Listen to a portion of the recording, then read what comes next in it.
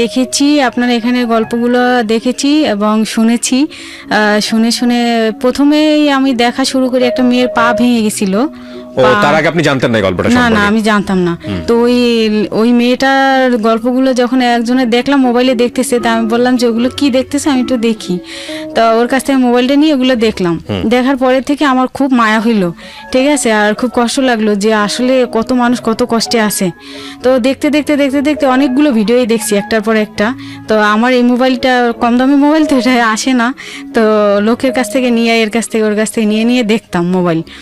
দেখে দেখে বাড়িতে যাই।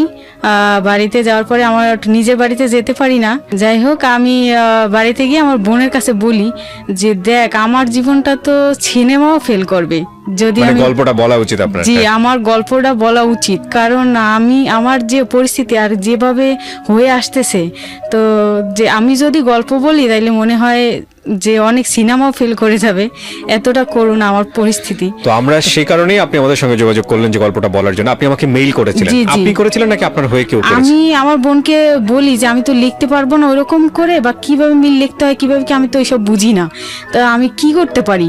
এখন ও আবার ওর বরের কাছে জিজ্ঞাসা করছে যে আমাকে তো দিদি ডাকে, বলে যে দিদি একটা গল্প বলতে চায়, বা এই জায়গায় এরকম এরকম কি দেখছে, গল্প শোনা যায় নাকি বলা যায়, ইউটিউবে দেখছে, এখন ওগুলো করতে চায়। কয় না না, আমাদের মান সম্মানে আঘাত লাগবে, ওগুলো দরকার নেই। তারপরে ওরা বাধা দেওয়ার পরেও আমি আসলাম ঢাকাতে আইসা আমার বাড়িয়ালি ভাবির সাথে আলাপ করলাম। আলাপ করার পরে ভাবি বলল কি যে ও তো আমরাও দেখি মাঝে মধ্যে, তো কিভাবে কি করে আমিও তো বলতে পারবো না। তারপরে আমি সাভার স্টানে যাই একবার এই ফেস পাউডার কেনার জন্য বা সোনো কেনার জন্য, এরকমই। তো ওই ছেলেটার কাছে দেখি যে ও দেখতেছে ভিডিও দেখতেছে। হ্যাঁ, মানে যার কাছেই যাচ্ছে সেই দেখে। হ্যাঁ, দেখতেছে। তা আমি বললাম কি ভাইয়া, আমি না একটা গল্প এখানে বলতে চাই, আমার সাহস হয় বলার, কিন্তু আমার মনও আছে, কিন্তু আমি ইমেল করতে পারি না। তো উনি বললো কি যায় দেখেন, অন্ধ মার্কেটের দোতলায় অনেক লোক কম্পিউটার নিয়ে বসে আছে, ওনরা ইমেল করে। তারপরে আমি গেলাম, আমি যাইয়া কয়েকটা দোকানে বললাম, বলে কি এগুলো অনেক লম্বা করে লিখতে হয়, পারবো না, এই সেই খরচ হবে বেশি, সময় লস হবে বেশি। তারপরে এক জায়গায় গেছি, উনি দাড়ি টাড়িওয়ালা একটা ছেলে, আমার মনে হইলো যে উনি হয়তো নামাজ টামাজ পড়ে, উনি হয়তো লোকটা ভালো হইতে পারে। তাই আমি ওনার কাছে যাই বললাম যে ভাইয়া, আমার জীবনের একটা গল্প আছে, আমি কিবরিয়া ভাই নামে একটা, ওনার একটা আছে, জীবন গল্প নামে একটা অনুষ্ঠান হয়, ওখানে আমি ইমেল করতেছি, আপনি একটু করে দিবেন। বলবে কি খরচ আছে, কিন্তু আমি বলছি দিতে পারবো। আমি কি রকম খরচ আমাকে বলেন। তো বলছে কি 200 টাকার বেশি লাগবে। এই কাজটা তো ঠিক করেন নাই আপনি, ইমেল করতে 2 টাকা খরচ হয় না। যাই হোক, উনি বলছে 200 টাকার বেশি লাগবে। তা আমি বলছি ঠিক আছে ভাইয়া, আমি দিতে পারবো, সমস্যা নেই। তো বললো যে আচ্ছা, গল্পগুলো আগে বলেন, আমি শুনি, তারপরে দেখি যে কিভাবে লেখা যায়। তারপর আমি আমার বিস্তারিত জীবনের ঘটনা সব বসে বসে বললাম। উনি শুনতে শুনতে ওনার চোখের পানি টপ টপ করে পড়তেছে, ঠিক আছে। যাই হোক, উনি অনেক কষ্ট পাইছে, এবং আমিগুলো যখন ওনাকে বলছিলাম, তখন উনি বলছি কি আল্লাহ, আপনার গল্পটা তো আমার লেখা উচিত এবং টাকা নেওয়া উচিত না, ঠিক আছে। এবং উনি লেখছে, অনেক সুন্দর করে লেখছে। লেখার পরে উনি বারবার চোখ মুছে উঠে উঠে বাইরে যায়। যাই হোক, উনি সুন্দরভাবে লিখে তারপরে এসে আমাকে বলছে কি আপা, আপনার টাকা দিতে হবে না, ঠিক আছে। বলছে আপনার টাকা দিতে হবে না, আপনি রিক্সা ভাড়া দিয়ে বাসায় যান, আর কান্না করেন না আপা, বাসায় যান। তারপরে আমি আর টাকা নেই। এবং সৌভাগ্যক্রমে মেইলটা আমার চোখে পড়েছে, কারণ এরকম অসংখ্য মেইল থাকে যেগুলো চোখেও পড়ে না। আমি আজকে এখানে একটু বলি অনুষ্ঠানের শুরুতে, অনেকেই 3 মাস আগে 4 মাস আগে মেইল করেছেন, আমি এখন পর্যন্ত পড়িনি। তো আমি যখনই পড়ি না কেন, আমি পড়লে আপনাকে আমি ফোন দিব, হ্যাঁ, এবং আমার সঙ্গে আপনার কথোপকথন হবে। ঠিক আছে, তো চলেন শুরু করি আমরা। আপনি একেবারে ছোটবেলা থেকে যেখান থেকে বলতে চান, সেদিন যেভাবে বলেছিলেন আজকে লাখ লাখ মানুষকে বলবেন। চলেন শুরু করি। আমার বাড়ি বরিশাল, একটা প্রত্যন্ত গ্রামের মেয়ে আমি। লেখাপড়া করেছি ছোটবেলা থেকে। আমাদের ফ্যামিলিটা গরিব ছিল, অভাবগ্রস্ত ছিল। তো আমার বাবা হিন্দু সম্প্রদায়ের লোক, আমি একটা হিন্দু সম্প্রদায়ের মেয়ে। তো যাই হোক, আমার গরিব আনার কারণে লেখাপড়া বেশি একটা করতে পারিনি। কয় ভাই বোন ছিলেন আপনারা? আমরা 1 ভাই 2 বোন। 1 ভাই 2 বোন। জি, আমার বড় একটা ভাই ছিল, ও হইলো কিরমি বিগার কয়, জ্বর বেশি হইলে যেটা হয়, গ্রামে ডাক্তার জুড়ে নাই, তখন আর কি কিরমি বিগার হয়ে মারা যায় 4 বছর বয়সে। তারপর আমি জন্মগ্রহণ করি। আচ্ছা। আমি জন্মগ্রহণ করার পরও আমার অনেক অসুখ বিসুখ গেছে, কিন্তু আল্লাহ আমার দুনিয়াতে রেখে দিয়েছে হয়তো বা এই কষ্টগুলো ভোগ করার জন্যে। যাই হোক, আমি 4 বছর 5 বছর যখন আমার বয়স হয়, তখন আমার ছোট বোনটা হয়। তো এখন আমরা 2 বোন 1 ভাই।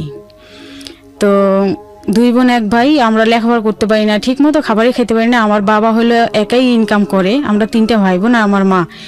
তো আমার বাবা হলো পানের বড় যে কাজ করে, এছাড়া আর কোনো কাজ জানতো না। আমাদের ফ্যামিলি 12 ফ্যামিলি, আগে থেকেই 12।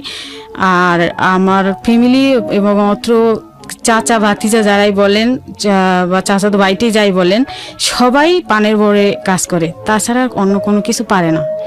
তো যাই হোক, পানের বরে কাজ করে, বাবা একদিন কাজ করলে 50 টাকা পায়। আমার মা এই বাড়ি ও বাড়ি এইটা সেটা কাজ করে, ওই মুড়ি ভাজতে ডাকে মানুষে, মানে গরিব দেখে, গরিব হলে যেটা হয় এ করে করে যাই 2-1 পয়সা পায় আমার মা, ওটা দিয়ে আমাদের লেখাপড়া করায়। দিল না, আমি 8 পর্যন্ত পড়াশোনা করলাম, 9-এ উঠছি, এখন আমার বই কিনতে হবে, বই কেনার টাকা নেই। এখন মা বলল কি যে বই কেনার টাকা নেই, কি করব, কিভাবে ভর্তি করাই, লেখাপড়া তো ভালো, এইটা ভালো রেজাল্ট করলি, 7-এ ভালো রেজাল্ট করলি, এবং কোনো ক্লাসে আমি ফেল করিনি, ইনশাল্লাহ ফেল করিনি। তো যাই হোক, আমি যখন 9-এ পড়ি তখন আমার বড় ফুবু এসে আবার ওরে নিতে আসছে, খুঁজতে আসছে আমার বাইরে, বাড়িতে এসে বলছে কি যে ও তো একটু বড় হয়েছে, ওরে বিয়ে দিয়ে দেবো, আমারে বিয়ে দিয়ে দেবে, গরিবানা সংসার, একবেলা জুটলে আরেকবেলা জুটে না, এত কষ্ট করে কি থাকা যায়, ওরে আমরা নিয়ে যাই, নিয়ে আমাদের বাড়িতে রেখে বিয়ে দিয়ে দিই, তোর ছেলে আর নেবো না, তোর বড় মেয়েটা দিয়ে দে। তখন আমারে দিয়ে দিল। আরও তখন ইলেকশনের সময় হয়ে গেছে, মানে ভোটাভুটির সময় হয়ে গেছে, তো এই জন্য গ্রামে একটু বড় মেয়েদের থাকা একটু সমস্যা, তখন চাপ, আমরা হিন্দু সম্প্রদায় তো এই জন্যে। তো যাই হোক, আমারে পাঠিয়ে দিল, আমি ওখানে গেলাম, যাওয়ার পরে 3 বিয়া 4 বিয়া লাখ একটা বুড়ো বুড়ো লোক আমার জন্য নিয়ে আসে বিয়ে দেওয়ার জন্য, আমার বড় ফুপু। তাদের অবস্থা কিন্তু অনেক ভালো। আমার বাবা গরিব, আমার ভালো জায়গায় বিয়ে দিতে পারবে না, তাই বলে তো আমার এরকম একটা লোকের কাছে দেওয়া কিন্তু ঠিক না। আমার মানে কোনোভাবেই ভালো লাগতো না। আমার বাবা মার কাছে না পারি বলতে, তখন তো মোবাইলের যুগ ছিল না, আর চিঠি দিলে কবে পাবে, আবার আমি বাড়িঘর চিনেও যাইতে পারবো না।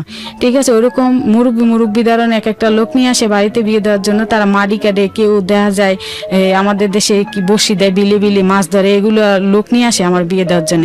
তখন সবাইকে কি তুই ছোট মাইয়া কি বিয়ে করবো, ঠিক আছে, মানুষ এগুলো বইলে চলে যায় যে মায়ের তো 15 বছর বয়সী হয় নাই, এর বিয়ে করে নিয়ে কি আমরা সংসার করতে পারবো, এ বিয়ে করলে তো পুতুল খেলা। ঠিক আছে, তখন আমার আর বিয়ে হইলো না। আর আমি তো সবসময় পালাই, কেউ আসলে বাড়িতে গাছে যাই উঠে বসে থাকি, মানে যে বিয়ে করে নিয়ে যাবে, হ্যাঁ বিয়ে করে নিয়ে যাবে, বা যদি একবার আশীর্বাদ হয়ে যায় হিন্দু সম্প্রদায়, তাইলে আর কিন্তু বিয়ের থেকে আর বাঁচা যাবে না, বিয়ে হইতেই হবে, বিয়ে দিয়েই দেবে। তা আমি লুকাই লুকাই বেশিরভাগ থাকতাম ওই বাড়িতে, পড়ালেখাও হইতো না, আর স্কুলেও ঠিক মতো যাইতাম না, এদের বাড়ি যা আছে কাজবাজ করে টোরে ওইভাবে থাকতাম। আর 2টা আমার পিসাতো বোন ছিল, ওদের সাথে থাকতাম। যাই হোক, এভাবে করে করে কয়েক মাস চলে গেলে পরে একবার আমার বাবা আসছে, আমার অনেক জ্বর হয়েছে। তো হেগো দেশে আবার জ্বর হইলে খাবার দেয় না, টোটালি পানিও খেতে দেবে না। তখন আমার মানে মরে যাওয়ার অবস্থা, মানে কি এই যে একাধারে রোজা রাখতেছি, এখন যেমন কষ্ট হচ্ছে তখন ওই রকম কষ্ট হইতো। যাই হোক, অনেক কষ্ট, মানে মরে যায় যে অবস্থা। তখন আমার বাবা আসছে আমার নেওয়ার জন্য, বলছে কি যে ওর কি হয়েছে শুনছি, মানুষের লোকের কাছে কাছে শুনছে যে আমার অসুস্থ, 15 দিন থেকে জ্বর, তখন টাইফয়েডের মধ্যে চলে গেছে। তখন আমার বাবা আইসা বললো কি যে তোরে বাড়ি নিয়ে যাই, তোর অবস্থা তো খারাপ, আর 2-1 দিন গেলে মরে যাবি। তখন আমার নৌকায় করে করে বাড়ি নিয়ে আসছে। কিভাবে বাড়ি নিয়ে আসছে আমি বলতে পারবো না, ও ছোটবেলার কথা, অনেক কষ্ট করে আমার বাড়ি নিয়ে আসছে নৌকা করে শোয়াইয়া। তারপর নিয়ে আসছে, সবাই বলছে কি মেয়ে তো আর বাঁচবে না, যে অবস্থা টাইফয়েড জ্বরে, আর না খাওয়াই 15টা দিন এই যে বাইসে আছে, এটাই তো অনেক ভাগ্যের ব্যাপার। তো যাই হোক, এরপরে বাবা নিয়ে আসলো, নিয়ে আসার পরে ক্লাস 9-এ তখন পড়ি, ফাইনাল পরীক্ষা দিলাম। ফাইনাল পরীক্ষা দেওয়ার পরে আবার 10-এ ভর্তি হইলাম না, পাশ করে উঠে গেছি, তো বই কিনতে পারি না, আবার 10-এ বই কিনতে পারি না পরে আমার বাবা জানে না আমার মা 2000 টাকা সুদে আনছে। সুদ আমাদের এলাকায় মুসলমানের কাকা দুধ বিক্রি করে, কাকা সুদে টাকা লাগাইতো। তো যাই হোক, ওনার কাছ থেকে 2000 টাকা আনছে, এনে আমার বই কিনে দিয়েছে, গাইড কিনতে পারি না, এবং আরও কিছু কিছু বই বাকি রয়েছে। আবার স্কুলের সেশন চার্জ ছিল, তখন ভর্তি ফি ছিল, ওগুলো দিয়েটি আর টাকা নেই। তারপর আমার মা বললো কি যে তোরে তো পড়াইতে হইবে, আর তোর ছোটো ভাই বোন দুইটাও ঠিক মতো পড়াশোনা হচ্ছে না, তোর যেহেতু মাথার ব্রেন এত ভালো, তোরে পড়াবো। তো আমার মা করলো কি, পুষ্টির কাজ ছিল তখন, ফখরুদ্দিনের আমল মনে হয়, তত্ত্বাবধায়ক সরকার ক্ষমতায়, তখন পুষ্টির কাজ আমার মা করতো। তো পুষ্টির কাজ করে করে কিছু টাকা পয়সা পাইতো, দিয়ে আমি লেখাপড়া করতাম। আমি নিয়ে আসছি আমার মার পুষ্টির কার্ড, আপনি দেখেন। তো যাই হোক, আমি লেখাপড়া করতাম, কোনো রকম মেট্রিক পরীক্ষাটা দিছি, দেওয়ার পরে এখন আমার মা 2,000 টাকা ঋণ হলো সুদে, ওতে সুদ বেড়ে বেড়ে 4-5 হাজার প্রায় হয়ে গেছে। আর আমার বাবা আবার আমার ঠাকুরমা দাদু যখন মারা যায় তখন তাদের শ্রাদ্ধ শান্তি সব কিছু করতে হয়, করে করে আমার বাবাও কিছু টাকা ঋণ হয়ে গেছে, প্রায় 20-30 হাজার টাকার মতো ঋণ হয়েছে ওই সময়ের কথা।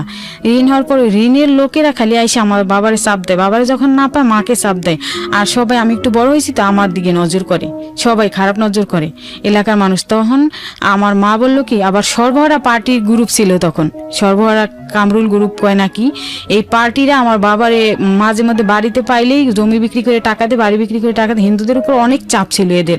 তো একদিন আমাদের প্রাইমারি স্কুল ছিল, আমাদের যে স্কুলে পড়াশোনা করছি বাড়ির কাছাকাছি, ওখানে নিয়ে আমার বাবার পিঠমোড়া বান্ধি অনেক মারছে টাকার জন্য। পরে কেসি দিয়ে কয়েকটা দিয়েছে, পোস্ট দিছে, চাকু দিয়ে না কেসি দিয়ে। তো যাই হোক, আমার বাবা যেটুকু জমি ছিল ওটুকু বিক্রি করে ওদের দিয়ে দিচ্ছে টাকা পয়সা। দিয়ে দেওয়ার পরেও আমাদের খুব জ্বালাইতো, অনেক জ্বালাইতো এই পার্টিরা। জ্বালানোর পরে আমার বাবা বললো কি যে তোরে নিয়ে বাড়িতে রাখা যাবে না, তোরে বাড়িতে রাখা যাবে না, আর বিয়েও তো দিতে পারলাম না, আর যেখানে বিয়ে দিতে যাই সেখানেই জিনিসপাতি টাকা পয়সা দেও, জিনিস দেও, এই দেও সেই দেও, আমার তো বাড়ি ভিটার টুক ছাড়া আর কিছুই নেই। তাও বাড়ি ভিটার দাম আমাদের তখন 1 লাখ টাকার বেশি দাম ছিল না, ঠিক আছে, ওর টুক বিক্রি করে দিলে আমার ছোট ভাই বোন দুটো কই যাইবে, আমার বাবা মা কোথায় থাকবে। তারপরে বললো কি তুই গার্মেন্টসে যা, ঢাকা যাইয়ে গার্মেন্টসে চাকরি কর, দেখ বাবা আমি তো একা রোয়াতে ইনকাম কইরা, আমি তোদের 3টা ভাই বোন নিয়ে চলার মতো কোনো নেই, পরিবেশই নেই, একবেলা খাইলে আরেকবেলা খাইতে পারো না, তারপরে ঋণের এত চাপ, ঠিক আছে, তো তুই ঢাকা যা, গার্মেন্টসে ভর্তি হ। ওকে প্রিয় শ্রোতা, তারপরে আমার একটা বান্ধবীর মাধ্যমে, একটা ক্লাসমেট আর কি, আমার প্রাইমারি স্কুল থেকেই ওর আর পড়াশোনা হয় নাই, ও ঢাকা এসে গার্মেন্টসে চাকরি করে। আর আমি 10 পর্যন্ত পড়াশোনা করলাম, মেট্রিক পরীক্ষা দিলাম, পরীক্ষা দিয়ে আমি ওর সাথে ঢাকা আসি, ঢাকা এসে গার্মেন্টসে চাকরি করি, কলাবাগান গার্মেন্টসে চাকরি করি। যখন চাকরি করি তখন মাত্র 900 টাকা বেতন ছিল, ঠিক আছে। আর আমি যে ওর সাথে যে থাকতাম, ওদের বাসায় যে থাকতাম, ওদের বাসায় আমার 900 টাকা খরচ দিতে হইতো, থাকা খাওয়া 900 টাকা দিতে হইতো, আমার কিছুই থাকে না, একটা সাবান কিনতে পারতাম না, একটু তেল কিনে মাথায় দিতে পারতাম না, একটা কাপড় পরে প্রতিদিন গার্মেন্টসে যাইতাম আসতাম, ঠিক আছে। ওই এক কাপড়ে আসছিলাম, আর দুই একটা জামা নিয়ে আসছিলাম, লঞ্চে বসে চুরি হয়ে গেছে, কারণ চুরি করে নিয়ে গেছে, মাথার নিচে ব্যাগটা দিয়ে লঞ্চে বিছনা বিছাইয়া, আমাদের তো কেবিন নেওয়ার মতো পয়সা নেই, তো বিছনা বিছাইয়া তারপরে শুয়ে আইসি, মাথার নিচে ব্যাগটা দিয়া, তো ওই ব্যাগে 30টা টাকাও ছিল আমার, লঞ্চ ভাড়া দিয়ে দিয়েছি, টিকিট করছে, আর 30 টাকার মতো ছিল, 8 টাকা ছিল না। তো যাই হোক, আমার ওই ব্যাগটা টান দিয়ে নিয়ে গেছে, টান দিছে যখন আমি কিন্তু টের পাই, আমি যখন চোখ খুলছি তখন দেখি কেউই নাই, ঠিক আছে, ওরকম লঞ্চে ছিনতাইকারী থাকে। তো আমি তো আর জানতাম না, আমি ওই এক কাপড়ে আসছি, ওই কাপড় আর আমি কিনতে পারি না, চাকরির পর চাকরি করতেছি, মাসের পর মাস আমি জামা কাপড় কিনতে পারি না। তো ওই মেয়েটার একটা জামা গায়ে দিতাম, আর কলাবাগান, এই মিরপুর কলাবাগান আছে না, কলাবাগান চাকরি করতাম। আচ্ছা, কত সালের দিকে এটা? এটা 2005 সালে। 5 সালের দিকে। কয় টাকা বেতন পেতেন? 900 টাকা। এই সারা মাস কাজ করে 900 টাকা? 900 টাকা, হ্যাঁ। কিসে কাজ করতেন আপনি? এই যে সুতা কাটতাম, হেল্পার যেটাকে বলে, কারণ আমি মেট্রিক পাস করিনি, তো আমার সার্টিফিকেট নেই, রেজাল্ট আসেনি এখনো, সার্টিফিকেট নেই, তাই আমার কোয়ালিটিতে দেয়নি। আমি থাকতাম ওই বান্ধবীর সঙ্গে। বান্ধবী, ও উনিও গার্মেন্টসে কাজ করে? হ্যাঁ, উনিও গার্মেন্টসে কাজ করে, ও যেখানে কাজ করে আমি ওই একই সুতা কাটাকে কাজ করি। আপনার এলাকাতেই ছিল এই বান্ধবী? হ্যাঁ, আমাদের এলাকাতে, আমাদের একই গ্রামে, আমার প্রাইমারি স্কুলে যেখানে পড়তাম, স্কুলের পাশের বাড়ি ওদের। আচ্ছা, তারপরে আমার বাবা কয়েক মাস আমার কোনো খোঁজ খবর পায় না। তারপরে আমার বাবা ঢাকা আসছে, আমাদের এক বাড়ির পাশে এক কাকা আছে, ওই কাকার আবার শালা থাকে সাভারে, ঢাকা। তো ওই কাকার বাড়িতে আমার বাবা আসে 5-6 মাস, তখন আমার চাকরি বয়স হয়ে যায়, আমার জন্ডিস হয়েছে, আমার অনেক জন্ডিস হয়েছে। এখন বাবা আমার বাসা খুঁজে পায় না, এখন বাবা শুধু কারো কারো কাছে হয়তো শুনছে যে আমি কলাবাগান গার্মেন্টসে চাকরি করি, আমি রায়বাজার মুক্তি সিনেমা হলের সামনে দিয়ে আমার যেতে হয়, আসতে হয় গার্মেন্টসে যাওয়ার সময়, ওইখানেই আমার বাসা, কিন্তু বাসাটা বাবা চিনতো না। তখন আমি গার্মেন্টস থেকে একদিন যাই, খুব ক্ষুধা লাগছে, মনটা খুব খারাপ, আর রাত 8টায় ছুটি হয়, 9টা 10টা 2 ঘন্টা বাসায় থাকি, 9টা 9:30 পর্যন্ত বাসায় থাকি, 10টা থেকে আবার নাইট ডিউটি শুরু হয়, এরকম কন্টিনিউ প্রায় 10-15 দিন ডিউটি করতেছি। ডিউটি করতে করতে আমার জন্ডিস ধরে গেছে, ওর ঘুমা না খাওয়া, আরও কাজের পর কাজ, হেল্পারদের তো প্রচুর পরিশ্রম গার্মেন্টসে, ঠিক আছে। আর আমি যে বাবাকে ফোন দিব, বাড়িতে ফোন দিব, 1 মিনিট ফোন করলে 10 টাকা, তখন মানুষের মোবাইল দিয়ে দূরে দূরে দোকান ছিল একটা, তখন 1 মিনিট ফোন করলে 10 টাকা, আর মিস কল দিলে 5 টাকা। তা আমি কোথায় পাবো টাকা? আমার কাছে তো টাকা নেই। আমি তো সেই রায়বাজার নিমতলা থেকে হেঁটে হেঁটে সেই কলাবাগান যাই আর ডিউটি করি, আবার হেঁটে হেঁটে আবার বাসায় আসি। আর ওদের বাসায় খাই কি সব দিয়ে খাওয়াই তো আল্লাহ, আলু টালু মানে পচা আলু পচা পেঁয়াজ এইসব কিনে টিনে আনতো। 900 টাকা যে দিতাম, ওরা হালাল করে নেয়নি আমার টাকাগুলো। আমার কষ্টের হালাল টাকা ইনকাম, কিন্তু ওরা হালাল করে নেয়নি। যাই হোক, আমি ওইভাবে খেয়ে খেয়ে 15 দিন গেল আমার জন্ডিস মন্ডিস হয়ে লিভার টিভার নষ্ট হওয়ার পথে। তখন আমি গার্মেন্টস থেকে বাসায় যাচ্ছি, ছুটি হয়েছে, বাসায় যাচ্ছি, অনেক লোকজন তো একসাথে যাই। তখন আমার কানে আওয়াজ আসে যে আমার বাবার মতো কণ্ঠ পাওয়া যায়। ঠিক আছে, আমার কানে আওয়াজ আসে, কিন্তু আমি চতুর্দিকে তাকাই, আমার বাবাকে দেখি না। হঠাৎ করে একটা কলা বিক্রি করে একটা লোক দেখি আমার বাবা ওইখানে বসে বসে ওই কলাওয়ালার সাথে কথা বলতেছে। উনি আমাদের এলাকার, ঠিক আছে, ওনার সাথে কথা বলতেছে, ওনারে চিনছে তাই। আর ও আমার বাবা যার সাথে আসছে ঢাকা সাভার, যে এক মামার বাসায় আসছে পরিচিত, উনি হলে আমাদের বাড়িটা বিক্রি করবে। অলরেডি আমার বাবা বাড়ি বিক্রি করার কথাপত্র বললে তারপরে আইছে। তা আমি তো আর ওটা জানি না, এখন আমি ফলো করছি যে আমার বাবার কণ্ঠ পাওয়া যায়। আমি 1000 লোকের ভিতর থেকে আমার বাবাকে বেছে বের করতে পারবো কণ্ঠটা আমার বাবার এত পরিচিত। কারণ আমার বাবার আমি অনেক আদরের সন্তান, বলতে কি আমি অনেক অসুখ থেকে, মানে কি আমার বাবা ভিক্ষা করেও আমার চিকিৎসা করাইছে জানেন। যখন বেশি বড় বড় অসুখ হইতো তখন মানে বাবা যদি কাজ করে আমার করতে না পারতো, চিকিৎসা করতে না পারতো, তখন আমার বাবা মানুষের কাছে দাঁড়িয়ে দাঁড়িয়ে হাত পেতে আমাকে করছে, সুস্থ করছে। যাই হোক, তো আমার বাবার কণ্ঠটা আমি চিনে ফেলছি। তখন আমি বাবারে ডাক দিলাম, কই কি এইটা কেডা, সামনে যাইয়া তাকাইছি, তাকে দিই বাবা, বাবা আপনি কই, আমি জড়াই ধরছি। ধরার পরে বাবাও কাঁদছে, আমিও কাঁদছি। অনেক কষ্টের গার্মেন্টস। গার্মেন্টসের অনেক ছেলে মেয়ে আছে যারা এরকম ব্যাকগ্রাউন্ডের। জানেন না, নাইট ডিউটি যখন করতাম তখন বড় বড় কার্টুনের চিপা চাপায়, মানে কি কিছু কিছু সুপারভাইজার থাকতো বা কিছু কিছু এই কোয়ালিটি ইন্সপেকশনে যারা কাজ করতো, কিছু ছেলে পেলে থাকতো এত খারাপ, মানে নিয়ে নিয়ে চিপা চাপায় নিয়ে খারাপ অফার দিত এরকম। তো যাই হোক, আমার বাবা আসছে, আমি বাবার সাথে বাড়ি চলে গেলাম। 2 দিন ছিল আমার বাবা আমার ওই মামার বাসায়। আমার বাসায় তো থাকার মতো না, আমরা 2টা মেয়ে থাকি। পরে আমার বাবা বললো কি, আরে আমার মাইয়া জন্ডিস হয়ে শেষ হয়ে গেছে, কি চাকরি করতে আইসো মা গো। তখন আমারে নিয়ে চলে গেছে বাড়ি গেছি। তখন জমি বিক্রি করে টাকা, বাড়িটা বিক্রি করতেছে আমার বাবা। যা পাইছে 30,000 টাকা দিয়ে দিয়েছিল অ্যাডভান্স টাকা। তো 30,000 টাকা মানুষের ঋণ দেনা দিয়ে দিয়েছে। কারণ বাবার কাছে টাকা নেই, আমার ট্রিটমেন্ট করাইতে পারতেছে না। যেখানে নিয়ে যায় আমার বাবা চিকিৎসার জন্য, সবাই কি মেয়ে বাঁচতেও পারে, মারাও যেতে পারে। কি করছেন মেয়েটারে? মানুষ গরিব হইলে কি সন্তানের এইভাবে মৃত্যু কামনা করে? তখন আমার বাবা ডাক্তার তো দেখাইছেই, সুদে আবার টাকা আনছে, টাকা এনে ডাক্তার তো দেখাইছেই, আবার একটা বেডির কাছ থেকে একটা মালা পরা এনে দিছে ছোট, আর কি জানি দিছে তেল টাল পয়রা, ওগুলো খাইতে বলছে। তো ওই মালা পরাটা আমি মাথায় নিছি, ওইটা বলতে বলতে মালাটা বড় হয়ে আমার পা দিয়ে পড়ে গেছে। পরে আমি খালে ফেলাই দিয়েছি। এর পরের দিনই আমার চোখের ভিতরে সাদা হয়ে গেছে, হলুদ আর নেই। আর ডাক্তারি ওষুধগুলো খাওয়াতে আমার ভিতরের থেকে মনে হয় একটু ভালো কাজ করছে। আমি এখন চিড়ে টিড়ে ভিজে খেতে পারি, আমার খাওয়ার সমস্যা হয় না, এখন খাওয়া যায়। পাউরুটি একটা আনলে আমার ওই ভাই বোনেরা তো ছোট, ওরা তো উপরের থেকে ওই চামড়াটা খাইতে খাইতে খাইতে একটু হয়ে যেত, ছোট হয়ে যেত, তখন ওইটা আমারে দিত। মানে কি আমি তো বড়, আমি সহ্য করতে পারি, ওরা তো মানে একটা কিছু দেখলে সহ্য করতে পারে না, লোভ হয় খাওয়ার জন্যে। তখন ওরা একটু খাইতো, আর যা থাকতো আমারে দিত, আমি ওইটা ভিজে খাইতে পারতাম।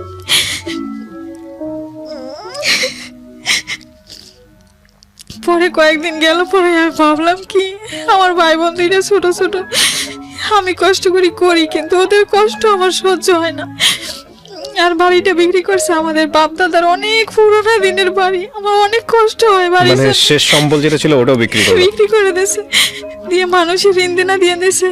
আর বাদ বাকি 70,000 টাকা পায়, 1 লাখ টাকা বিক্রি করছে। এখন ওই 70,000 টাকা পায়, ও ঘুরায়, আজকে দেবো কালকে দেবো, দেয় না।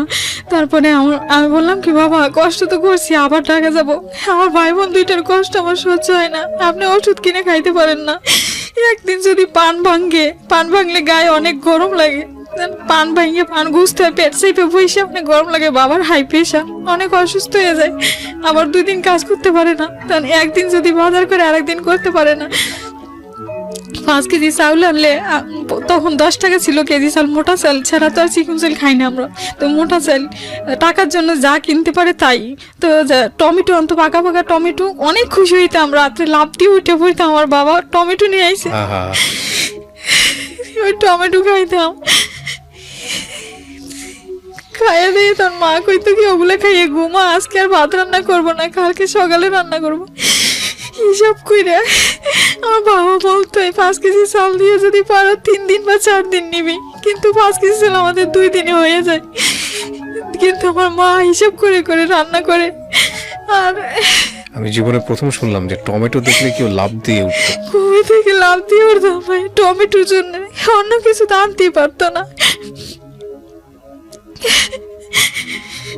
তারপরে আবার ঢাকা আসি, বাবা আমার সহ্য হয় না এত কষ্ট, বাবাও কান্দে, মাও কান্দে, আমিও কান্দি, ছোট 2 ভাই বোন, তোরা বোঝে না, খেলাধুলো করে, দৌড়ে দৌড়ে এসে মা ভাত দাও, মা ভাত দাও, পারলে শুধু ভাত দাও, মা তো ভাত দিতে পারে না, তখন মানুষের বাড়ির থেকে এ বাড়ি থেকে ধার করে, ও বাড়ির থেকে ধার করে ভাত মুড়ি এটা সেটা বাটি ভরে ধার করে নিয়ে এসে 2 জনের খাওয়ায়, আমারে খেতে বলে আমি খাই না, ওগো দিকে তাকাইয়া। তখন আমি আবার ঢাকা আসি, কই বাবা আমি ঢাকা যাবো, আমি বাড়িতে থাকবো না, কারণ আমার ছোট ভাই বন্ধুদের আপনি খাওয়ান কামাই করে আমার নিজের পেটটা তো চলবে, আমি যাই ঢাকা। তখন আবার বাবা কাইন্দে কাইন্দে আমার বিদায় করে দিল, লঞ্চে উঠাইয়ে দিল, দিতে চায় না, অসুস্থ, যাওয়া লাগবে না, যাওয়া লাগবে না, না খাইয়ে মরলে আমার সন্তান আমার কাছে থেকে মরবি, তাও আমি দূরে যাইয়া মরতে দিব না। তারপরে আমি বুঝাইয়া আসলাম আবার ঢাকা। তারপরে আমার মেট্রিক পাস করলাম, ভালো রেজাল্ট আসলো। এই গার্মেন্টসে কাজ করা অবস্থায়? জি, পরীক্ষা দিয়েই আসছিলাম, তো রেজাল্ট আসলো ভালো। তখন ডিভিশন ছিল, 2nd ডিভিশনে পাস করেছি। তখন আমি ওই সার্টিফিকেট চাইছিল যে গার্মেন্টসে যাই, ওই গার্মেন্টসে চাকরি শেষ, জন্ডিস হয়েছে, বাড়ি গেছি ছুটিতে 3 দিনের, এখানে 15 দিন চলে গেছি, দূর দূর করে তাড়াইতেছে, কারণ ওই মালিক ছিল শ্রীলঙ্কান, মালিক খুব কড়া করেছিল, ঠিক মতো বেতন ওভারটাইমও দিত না, তো যাই হোক দূর দূর করে তাড়াই দিছে। পরে ওখান থেকে আইসা জিগাতলা ওই গার্মেন্টসে চাকরি নিলাম। যখন আমি চাকরিতে যাই, সব জায়গায় দেখি গার্মেন্টসের সামনে সামনে যাই, টানানো দেখি, কাগজ দেওয়া পোস্টার টানানো দেখি, তো ওতে কি কি লেখা, কোন সেকশনে নিবে, কিরকম লোক নিবে, কিরকম লোক চাই, এগুলো লেখা দেখতাম।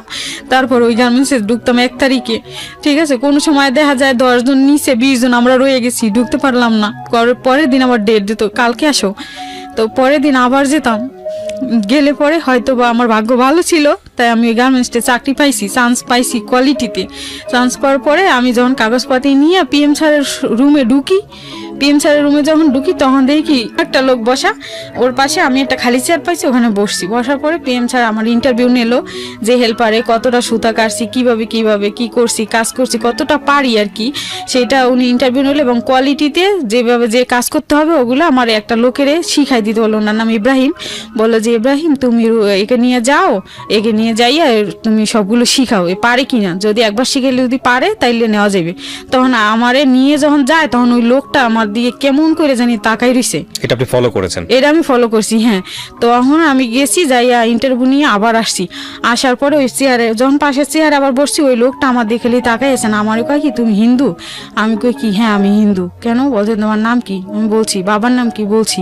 পরে আমি ওনারে আমার বাবার নাম, মার নাম, বাড়ি ঘর, আমার সব কিছু বললাম। বলার পরে উনি বললো কি যে তুমি মেট্রিক পাস করছো, তোমার গার্মেন্টসের চাকরির দরকার কি? ওই PM স্যার আবার উঠতে একটু বাইরে গেছে, এই জন্যই কথাটা বলতে বলছে। হ্যাঁ, বলছে কি যে মেট্রিক পাস যেহেতু করছো আর তোমার চেহারা খাটিং খুব ভালো, ঠিক আছে, তোমার কিন্তু এই গার্মেন্টসের চাকরি করলে তোমার কিন্তু শরীর কাঠিন থাকবে না, তার থেকে তো আমি আমার ভাইটাই সবাইরে সরকারি চাকরি দিছি, তুমি আবার PM স্যারকে বলো না সরকারি চাকরি দিছি, তুমি সরকারি চাকরি করবা। তা আমি বললাম কি যে এরকম যদি এটা চান্স হয় তাইলে কে সারে, আমি ওরা আঙ্কেল বললাম যে ঠিক আছে আঙ্কেল, কারণ আমার বাবার বয়সী উনি, ঠিক আছে। আমি বললাম আঙ্কেল তাইলে আমার দিবেন সরকারি চাকরি, তাইলে আমি করবো, আমার ভাই বোন দুইটা খেয়ে বাঁচতে পারবে, আমার ফ্যামিলিতে জানেন এরকম এরকম সমস্যা। যেই কষ্টের কথা বললাম উনি সুযোগ নিল আর কি, যেটা মনে হলো এখন বুঝি, তখন তো বুঝতাম না। তা বললো কি যে আচ্ছা তুমি তাইলে একে বইলো না, একে যদি চাকরি দেয়, তুমি তো ভালো করছো ইন্টারভিউতে, তোমার মনে হয় চাকরি দিবে, তো চাকরি দিলে তুমি এখানে কয়দিন করো, তারপর তুমি বাড়ি যাইয়ে চেয়ারম্যান সার্টিফিকেট আর নিয়ে আসবা, এই কি জানি মেট্রিক পাশের সার্টিফিকেট নিয়ে আসবা, 2 কপি ছবি, সাদা কালো পাসপোর্ট সাইজের ছবি নিয়ে হাতির পুল কাঁচা বাজার মোড়ে দেখা করবা, ঠিক আছে। আর উনি ওনার একটা মোবাইল আছে, ওনার তখনকার মোবাইল খুব রেয়ার মানুষের কাছে থাকতো, খুব রেয়ার, কারণ আমি শুনেছি যে রংপুরের ভিতরে শুধু রওশনের সাথে এরশাদের পরে শুধু ওনার কাছে মোবাইল ছিল, এরকম শুনছি ওনার মুখে। যাই হোক ওনার বাড়ি ছিল রংপুর, উনি ওনার ঠিকানা বললো, নাম বললো যে ভয় পাইও না, আমার বাড়ি রংপুর, আমি কাপড়ের ব্যবসা করি, রেস্টুরেন্টের ব্যবসা করি, আমি হাতের পুলে রেস্টুরেন্ট আছে আমার। আমি বললাম যে লোকটা কোট টোট পরা, ঠিক আছে, লোকটা তো আসলে ভালোই মনে হয়। তো আমি সারাদিন কাজ করলাম ওই গার্মেন্টসে, আর ওনার কথা আমি মন থেকে সরাইতে পারতেছি না, শুধু ভাবি যে আমার সরকারি চাকরি হবে, আল্লাহ আমি সরকারি চাকরি করতে পারবো, মানে অনেক, মানে নিজের কাছে নিজে খুব ভালো লাগতেছে যে আমার ভাই বোন দুইটা অনেক সুখে থাকতে পারবে, আমি টাকা পয়সা পাঠাইতে পারবো বাড়িতে, অনেক খুশি লাগতেছে। তো এটা চিন্তা করে তাড়াতাড়ি করে 2 দিন এখানে ডিউটি করলাম, 3 দিনের দিনে আমি ওই গার্মেন্টস সাইডে আমি বাড়ি চলে গেলাম। তাও একজনের কাছ থেকে 500, উজ্জ্বল নামে একটা ছেলে ছিল কোয়ালিটি আমার পাশের, ওই ছেলের কাছ থেকে 500 টাকা ধার করছি। ধার কইরা ওই সময় দ্রুতি গাড়ির টিকিট ছিল 180 টাকা আমাদের বাড়ির, আমার যাতায়াত ভাড়া হয়ে যাবে 500 টাকায়। তো আমি তাড়াহুড়ো করে বাড়ি গেলাম, যাইয়া আমার বাবাকে বললাম কি বাবা আমার আর সরকারি চাকরি হবে, আমার এক লোক বলছে গার্মেন্টসে যাওয়ার পরে এক লোকের সাথে আমার পরিচয়, সে বলছে সরকারি চাকরি দিবে। তো বলছে আচ্ছা ঠিক আছে, যদি সরকারি চাকরি দেয় তাহলে আমি চেয়ারম্যান সার্টিফিকেট আইনে দিই। বাবা আবার গ্রামের লোক তো অত কিছু বোঝে না যে আবার কোনো খারাপ কোনো কিছু বা কিছু, ওইসব বাবার মাথায় নেই। তো মা আবার ওইগুলো একটু করে বেশি, মা আবার চিন্তা করে বেশি, করে বড় মেয়ে ঢাকা শহর দিছি, ঠাকুর তুমি জানো, মা যেভাবে বলে। তো যাই হোক আমি কই কি যে সমস্যা নাই মা, তুমি টেনশন করো না, তো আমি যাই, তো কি হইবে জীবনে। তারপরে গেছি চেয়ারম্যানের কাছে, যাইয়া চেয়ারম্যান সার্টিফিকেট নিয়ে আসছি। চেয়ারম্যান আঙ্কেলটা আবার খুব ভালো, উনি জুব্বাধারী লোক, 5 ওয়াক্ত নামাজ পড়ে, উনি সৌদি থেকে হজ করে আসছে। উনি বললো মা তুমি কেন চাকরিতে যাবা, তুমি কেন এই দেখো ঢাকা শহর থাকো, তো চেয়ারম্যানের কথা আমার মনের থেকে যাবে না, বলছে ঢাকা শহর থাকো তো বুঝে শুনে চাকরিতে যাইও, খবরদার, ঢাকা শহর কিন্তু বেশিরভাগ অনেক ষড়যন্ত্র লোভে পড়ে অনেক মেয়ের জীবনও চলে গেছে। আর তুমি গরিব বাপের সন্তান, তোমার বাপে যে একটা আইনানুক ব্যবস্থা নিবে তাও কিন্তু তোমার বাপের নাই, কোনো সামর্থ্য নাই, বেশি এরকম বুঝেন না, অশিক্ষিত গ্রামের, মানে কি বোঝে না কিছু হালচাল ঢাকার। তো যাই হোক তুমি বুঝে শুনে চইলো বাবা, ঠিক আছে। এই কথাটা বলার পরে না আমার কলজের ভিতর একটা বাড়ি মারলো, ঠিক আছে না। আমি খালি একবার আগাই 3বার পাশে করি, ওরা তো বড় লোক, কোট ভিলেজার পরে দেখছি ওরা তো বড় লোক, আমার যদি নিয়ে মাইরে ফেলায় না, কি করে না কি চাকরি দেওয়ার কথা কয়ে নিয়ে আমার কিডনি বেঁচে হালায়, এরকম কিছু আমার ভিতরে ঢাকাইছি, সার্টিফিকেট নিয়ে ঢাকাইছি। আর আমার বাবা ওই বাড়ির টাকা সব পাইছে বিক্রি কইরা না। আমার বড় ফুপু বুদ্ধি দিল কি, আমাদের এলাকায় অনেক জায়গা পাওয়া যায়, এই কয় টাকায় তুই অনেকগুলো জায়গা পাবি, আমাদের এলাকায় জমি কিনে বাড়ি কর।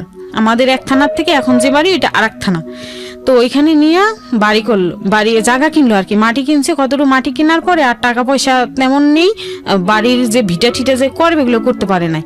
তো আর বাড়ির যে ঘরটা ওইটা দিয়ে দেওয়ার কথা ছিল, যে আমাদের বাড়ি কিনছে, কিন্তু ঘর তো দেয় না, আরো জিনিসপত্র অনেক মানে আটকাই রাখছে। ওনারা মুসলমান তো, আমার বাবা হিন্দু তো, আর হিন্দুদের উপর একটু চাপ বেশি ছিল, তো একটু চাপের মাধ্যমে ফালাইয়েই আর কি আমাদের জিনিসগুলো দেয় না। আর ঘর আর পানের বর ছিল বাড়িতে একটু, আমাদের ওই বর বাবদ আমাদের 20,000 টাকা বেশি দেওয়ার কথা ছিল, কিছুই দেয়নি।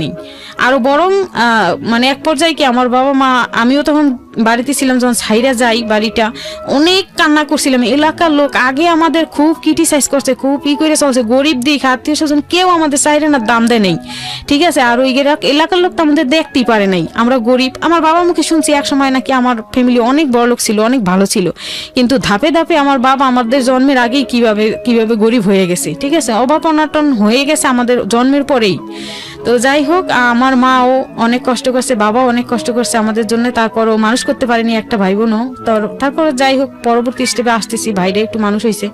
তো যাই হোক আমি বাড়ির থেকে ওই বাড়িটারই ছাইরা ওই আমার ফুপুর বাড়িতে আমার বাবা মা ভাই বোন সব বুঝাই দিয়ে আমি আবার ঢাকা আসলাম, চেয়ারম্যান সার্টিফিকেট টিকিট সব নিয়ে আসলাম।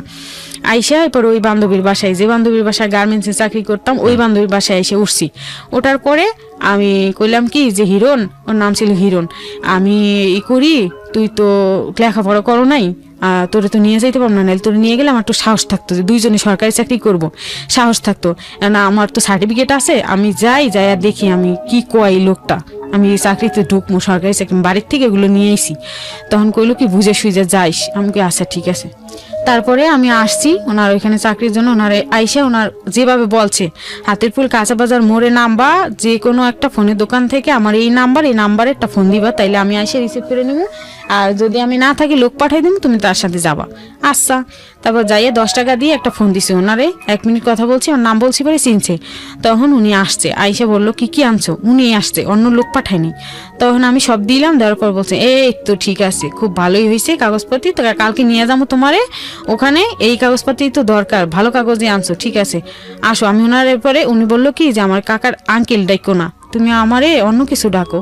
তা আমি বললাম কি যে আপনি তো আমার বাবার বয়সী, আপনি আঙ্কেল ডাকো না, কি করুম? বলছে কি না অন্য কিছু ডাকে। তাহলে আমি বলি কি, আমারে বলি কি তোমার আমি নাতি ডাকবো, তুমি তোমার দেখতে আমার নাতির মতো লাগে। আমি ওনার বললাম কি তাহলে আপনি আমি নানাই ডাকি। ঠিক আছে, আমি নানা ডাকলাম।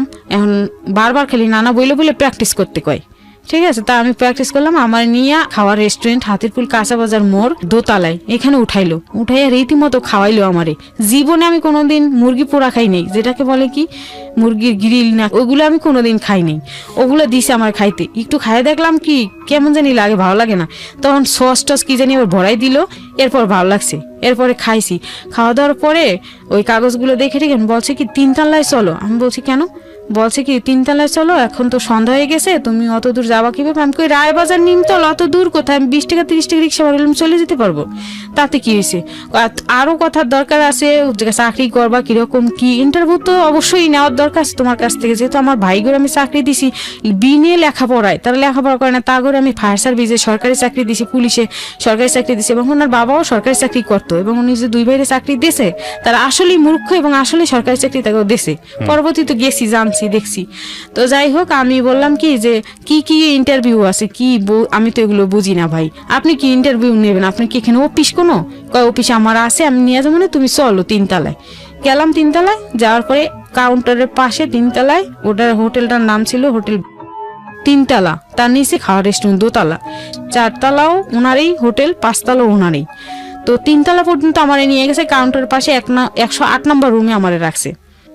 রাখার পরে ওখানে ছোট একটা খাট আছে, রুমের ভিতরে ফ্রিজ আছে, টিভি আছে, সমস্ত কিছু সাজানো, ওখানে আমার রাখছে। রাখার পরে আমি বলছি কি বসো, তোমার কাগজপত্র তোমার কাছে থাক, আমি বাইরের থেকে তালা মেরে রাখি, তুমি থাকো, নাইলে হয়তো আমার রংপুরের সব স্টাফ আছে হোটেলে, ওরা ডিস্টার্ব করতে পারে, আমি বাইরে থেকে তালা মেরে আমি একটু বাইরে অফিসের কাজে যান ধানমন্ডি থানায়।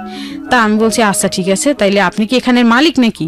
বলছে হ্যাঁ, আমি 3 তলা 4 তলা 5 তলা এগুলো চালাই হইলো রুম ভাড়া দিই, লোকের কাছে রুম ভাড়া দিই, যত ঢাকার বাইরে যত লোক আসে ট্রিটমেন্ট নেওয়ার জন্য, এদের এই ট্রিটমেন্ট করাইতে হসপিটাল এখানে থাকতে হয়, তখন আমি রুম ভাড়া দিই। আর কিছু কিন্তু বলে নেই, এর ভিতরে যে রহস্য আছে আমি তো জানি না। যাই হোক, তারপরে আমি ওখানে থাকলাম, কিন্তু আমার বুকের ভিতরে না ধুকধুক করে। আর আমি তখন কি হিন্দু সম্প্রদায়ের মেয়ে, আমি মুসলমান, হিন্দু পাড়ার ভিতরে আমি যাইতাম না কখনো, এবং কারোর সাথে মিশতাম না, চলতাম না, কারোর সাথে কথা বলতাম না। তারপরে আমি হিন্দু ধর্ম সম্পর্কে আমার বাবা মা কিছু শিখায় নাই, আর তেমন কিছু শিখতেও পারি নাই। যাই হোক, অভাব অনাটনের কারণে বাবা মা দুইজনেই ছিল, কাজ করে খাওয়াইতে হইতো, কিছু বুঝি নেই। কিন্তু স্কুলে যাইয়া ওই বন্ধু বান্ধবের কাছ থেকে, বান্ধবীদের কাছ থেকে ওরা যখন ধর্ম পিরিয়ড করতো, এক হুজুর স্যার ছিল, উনি মাথায় কাপড় দিয়ে বসাইতো, আমাদের হিন্দু যে কয়টা মেয়ে ছিলাম বাসায় মাথায় কাপড় দিয়ে বসাইতো, এবং ওই নবী রাসূল সাল্লাল্লাহু আলাইহি সাল্লামের কথা এত সুন্দরভাবে বলতো, মানে মুগ্ধ হয়ে যাইতাম শুনতে। তা আমার না ছোটবেলা থেকেই যেন ওদিকে নজর, ঠিক আছে? তো ওই নজরটা ঠিকই আমার বন্ধু বান্ধবের প্রতি ছিল, ধর্মের প্রতি ছিল, কিন্তু ওই বুড়ো লোকটার প্রতি আমার ওই জিনিসটা কাজ করতো না। উনি যে মুসলমান, বা উনি ভালো হবে বা কিছু, বা উনি ইসলাম ধর্মের লোক, উনি খারাপ কিছু করবে না বা কিছু, এরকম বিশ্বাস ছিল না আমার। ওনার প্রতি এরকম বিশ্বাস ছিল যে উনি যেন খারাপ, এরকম আমার মনের ভিতরে লাগে, উনি যেন খারাপ শুরু থেকেই। ঠিক আছে, উনি যেন খারাপ, মুসলমান হিসেবে তাই কি মুসলমানের মধ্যে ভালো মন্দ আছে না? আমার মনের কাছে মনে প্রশ্ন কইরা আমি কুলাই উঠতে পারতেছি না, যে চাকরিতে আমি ঢুকবোই নাকি চাকরির লোভে কি আমার জীবনটা শেষ হয়, নাকি আমার নিজের মনের মধ্যে প্রশ্ন শেষ নাই। যেহেতু লেখাপড়া একটু করছি, ক্ষুধা মেটানোর জন্য, আবার এদিকে পেটে তো ক্ষুধা, জীবনে তো বুঝতে অস্ত্রের পারছি। দিকে ভাই বোন দোনোটা কি মরেই যায় না খাইয়া, না কি, না বাবা স্টক করে ফেলায়? বাবা তো অলরেডি 2বার স্টক করছে, আমি পরবর্তী স্টেপে আসতেছি। তো যাই হোক, আমি মানে চিন্তায় কুলে উঠতে পারতেছি না যে কি করব। তখন ভাবলাম কি যা, জীবনে যা আছে থাকি। তো উনি তো আমার বাপ বয়সী লোক, উনি তো আমার সাথে এমন কিছু করতে পারবে না। ওই বিশ্বাসে আমি রইলাম। রাত 10টা 11টা পর্যন্ত আমি টেনশনেই করতেছি শুয়া শুয়া। আমার কোনো ঘুম নাই, খাওয়া নাই, আমার পেটে যে ক্ষুধা। আমি যে বাড়ির থেকে আসছি কালকে, আইসা যে ওর বাসায় করে চাল ভাজা খাইছি, আর আজকে সারাদিন গেল, রাত 10টা 11টা বেজে গেছে, আমার পেটে যে কিছুই নাই। আমার কিন্তু ওদিকে খেয়াল নেই, আমার শুধু খেয়াল এই লোকটার প্রতি। ঠিক আছে, তারপরে উনি থানা থেকে ঘুরে আসছে রাত 12টায় এসে উনি রুমের তালা খুলে ভাত দিছে আমারে, ডাল আর মুরগির মাংস দিয়ে আমার ভাত দিছে। আমি বললাম ভাত খাবো না। আপনি এত রাত পর্যন্ত কই ছিলেন? আমার কোনো খোঁজ নাই, আমি পানি খাওয়ার জন্য মরে যাচ্ছি, বাথরুমে পানি খাইছি, আপনি এত রাত্রি পর্যন্ত কই ছিলেন? পরে বলছে কি আমি থানায় অনেক কাজে বিজি ছিলাম। ঠিক আছে, আমি থানায় অনেক কাজে বিজি ছিলাম, তুমি টেনশন করে থাকবো না, আমার মাফ করে দাও, আমি বুঝতে পারি নাই তুমি পানির পিপাসা বাথরুমের পানি খাইছো। তা বলছে যে স্টাফ করে ধমকি দিতেছে, হ্যাঁ তোমরা জানলা দিয়ে 1 গ্লাস পানি দিতে পারলা না মেয়েটারে? তোমরা জানো না যে আমি এখানে একটা লোক নিয়ে আসছি এবং সবাইকে কি তুমি খারাপ মনে করো নাকি? এই কথাটা আমার একটু মাইন্ডে লাগছে। ঠিক আছে, যে আমাকে খারাপ ভালোর কি আছে? আমার নিয়ে আসছে, আমি চাকরি করবো, শেষ। আমার খারাপ ভালোর কি আছে?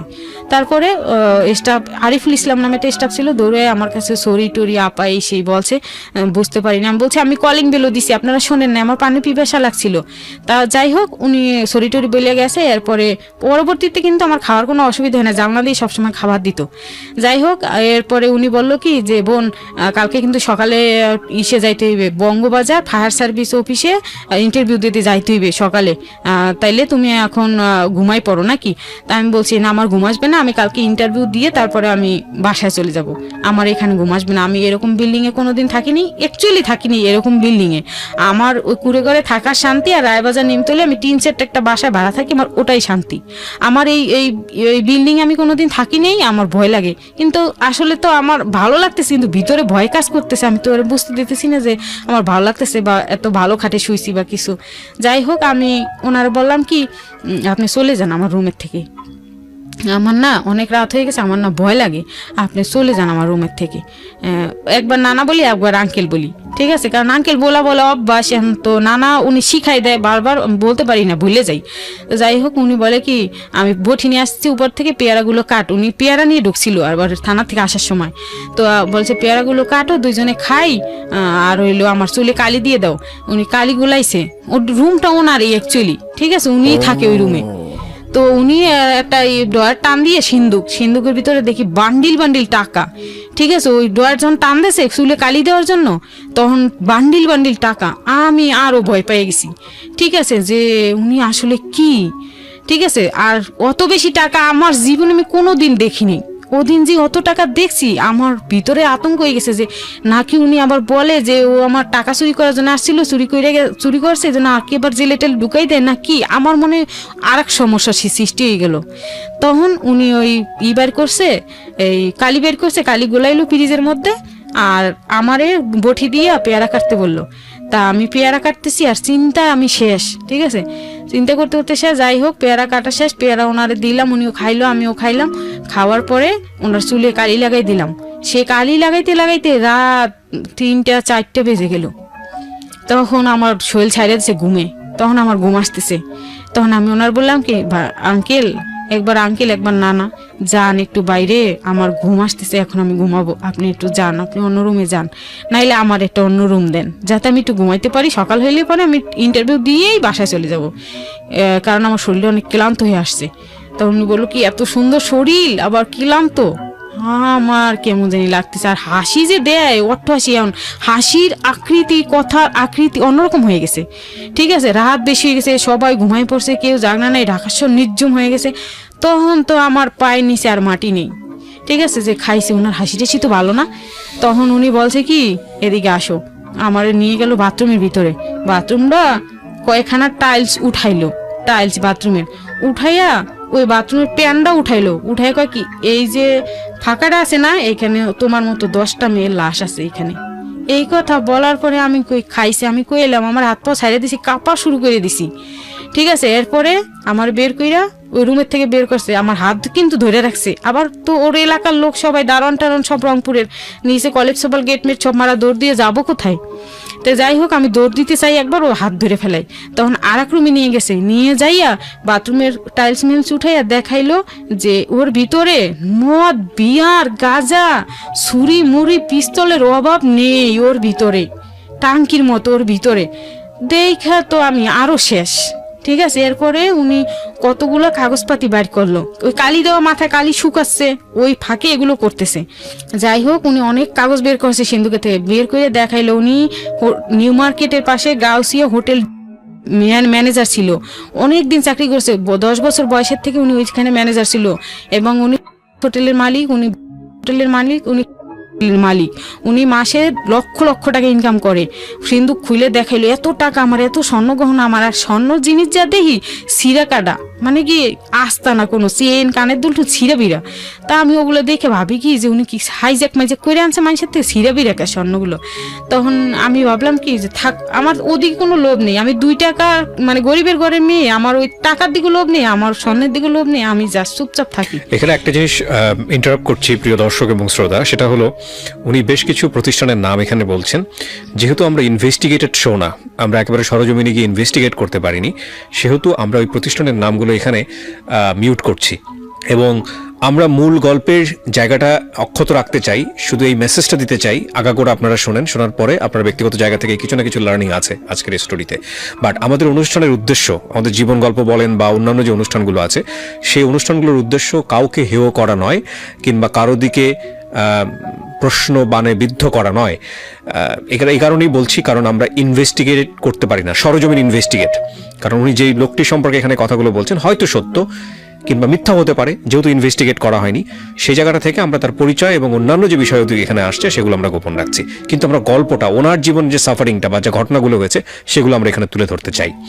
জি বলেন। তারপর সবগুলা অরিজিনালি সত্য কথা এবং প্রমাণ সহ আমার কাছে আছে। আমি জানি আপনি যেটা বলছেন এটা আপনি, আমি জানি এটা সত্য, কিন্তু আমাদের অনুষ্ঠানের এটা একটা লিমিটেশন, এটা আমাদের ডিসক্লেমার। কারণ আমরা চাইলেই ওনাকে, যেহেতু ওনাকে আমরা এখানে নিয়ে আসিনি, যেহেতু আমরা ওনাকে এখানে বলা যেতে পারে প্রশ্ন করার সুযোগ পাচ্ছি না, হ্যাঁ, আপনি যেটা বলছেন সেগুলো সেই সময়ে গিয়ে প্রমাণ করার সুযোগ নাই, এটা অতীত জীবনের অনেক কথা আসতে এরকম করতেছে। তা আমি বলি এরকম করেন কেন আপনি কি মনে করছেন আমারে? আমি কালকে সকাল চলে যাবো এখান থেকে। এরপরে কয় কি ওই বাথরুমে কয়টা লাশ আছে দেখবি, এরপরে হাত দিয়ে ঢুকাইয়া, পলিথিনের ভিতরে হাত দিয়ে ঢুকাইয়া কতগুলো চুল বের করছে, মানে মেয়েদের চুল, বড় বড় চুল। তখন আমি মানে হয়ে গেছি। এরপরে উনি বারবার আমার সাথে জোরাজুরি করতেছে। এবারে আমি ওনারে কি বলবো, আমি ওনারে মানে কি ধর্মের বাপ পর্যন্ত বলছি যে আপনি আমার সাথে কোনো খারাপ বিহেভ করবেন না, আমি আসছি সরকারি চাকরির জন্য, আপনি আমার এগুলো দেখেন না, আমি অনেক ভয় পাই।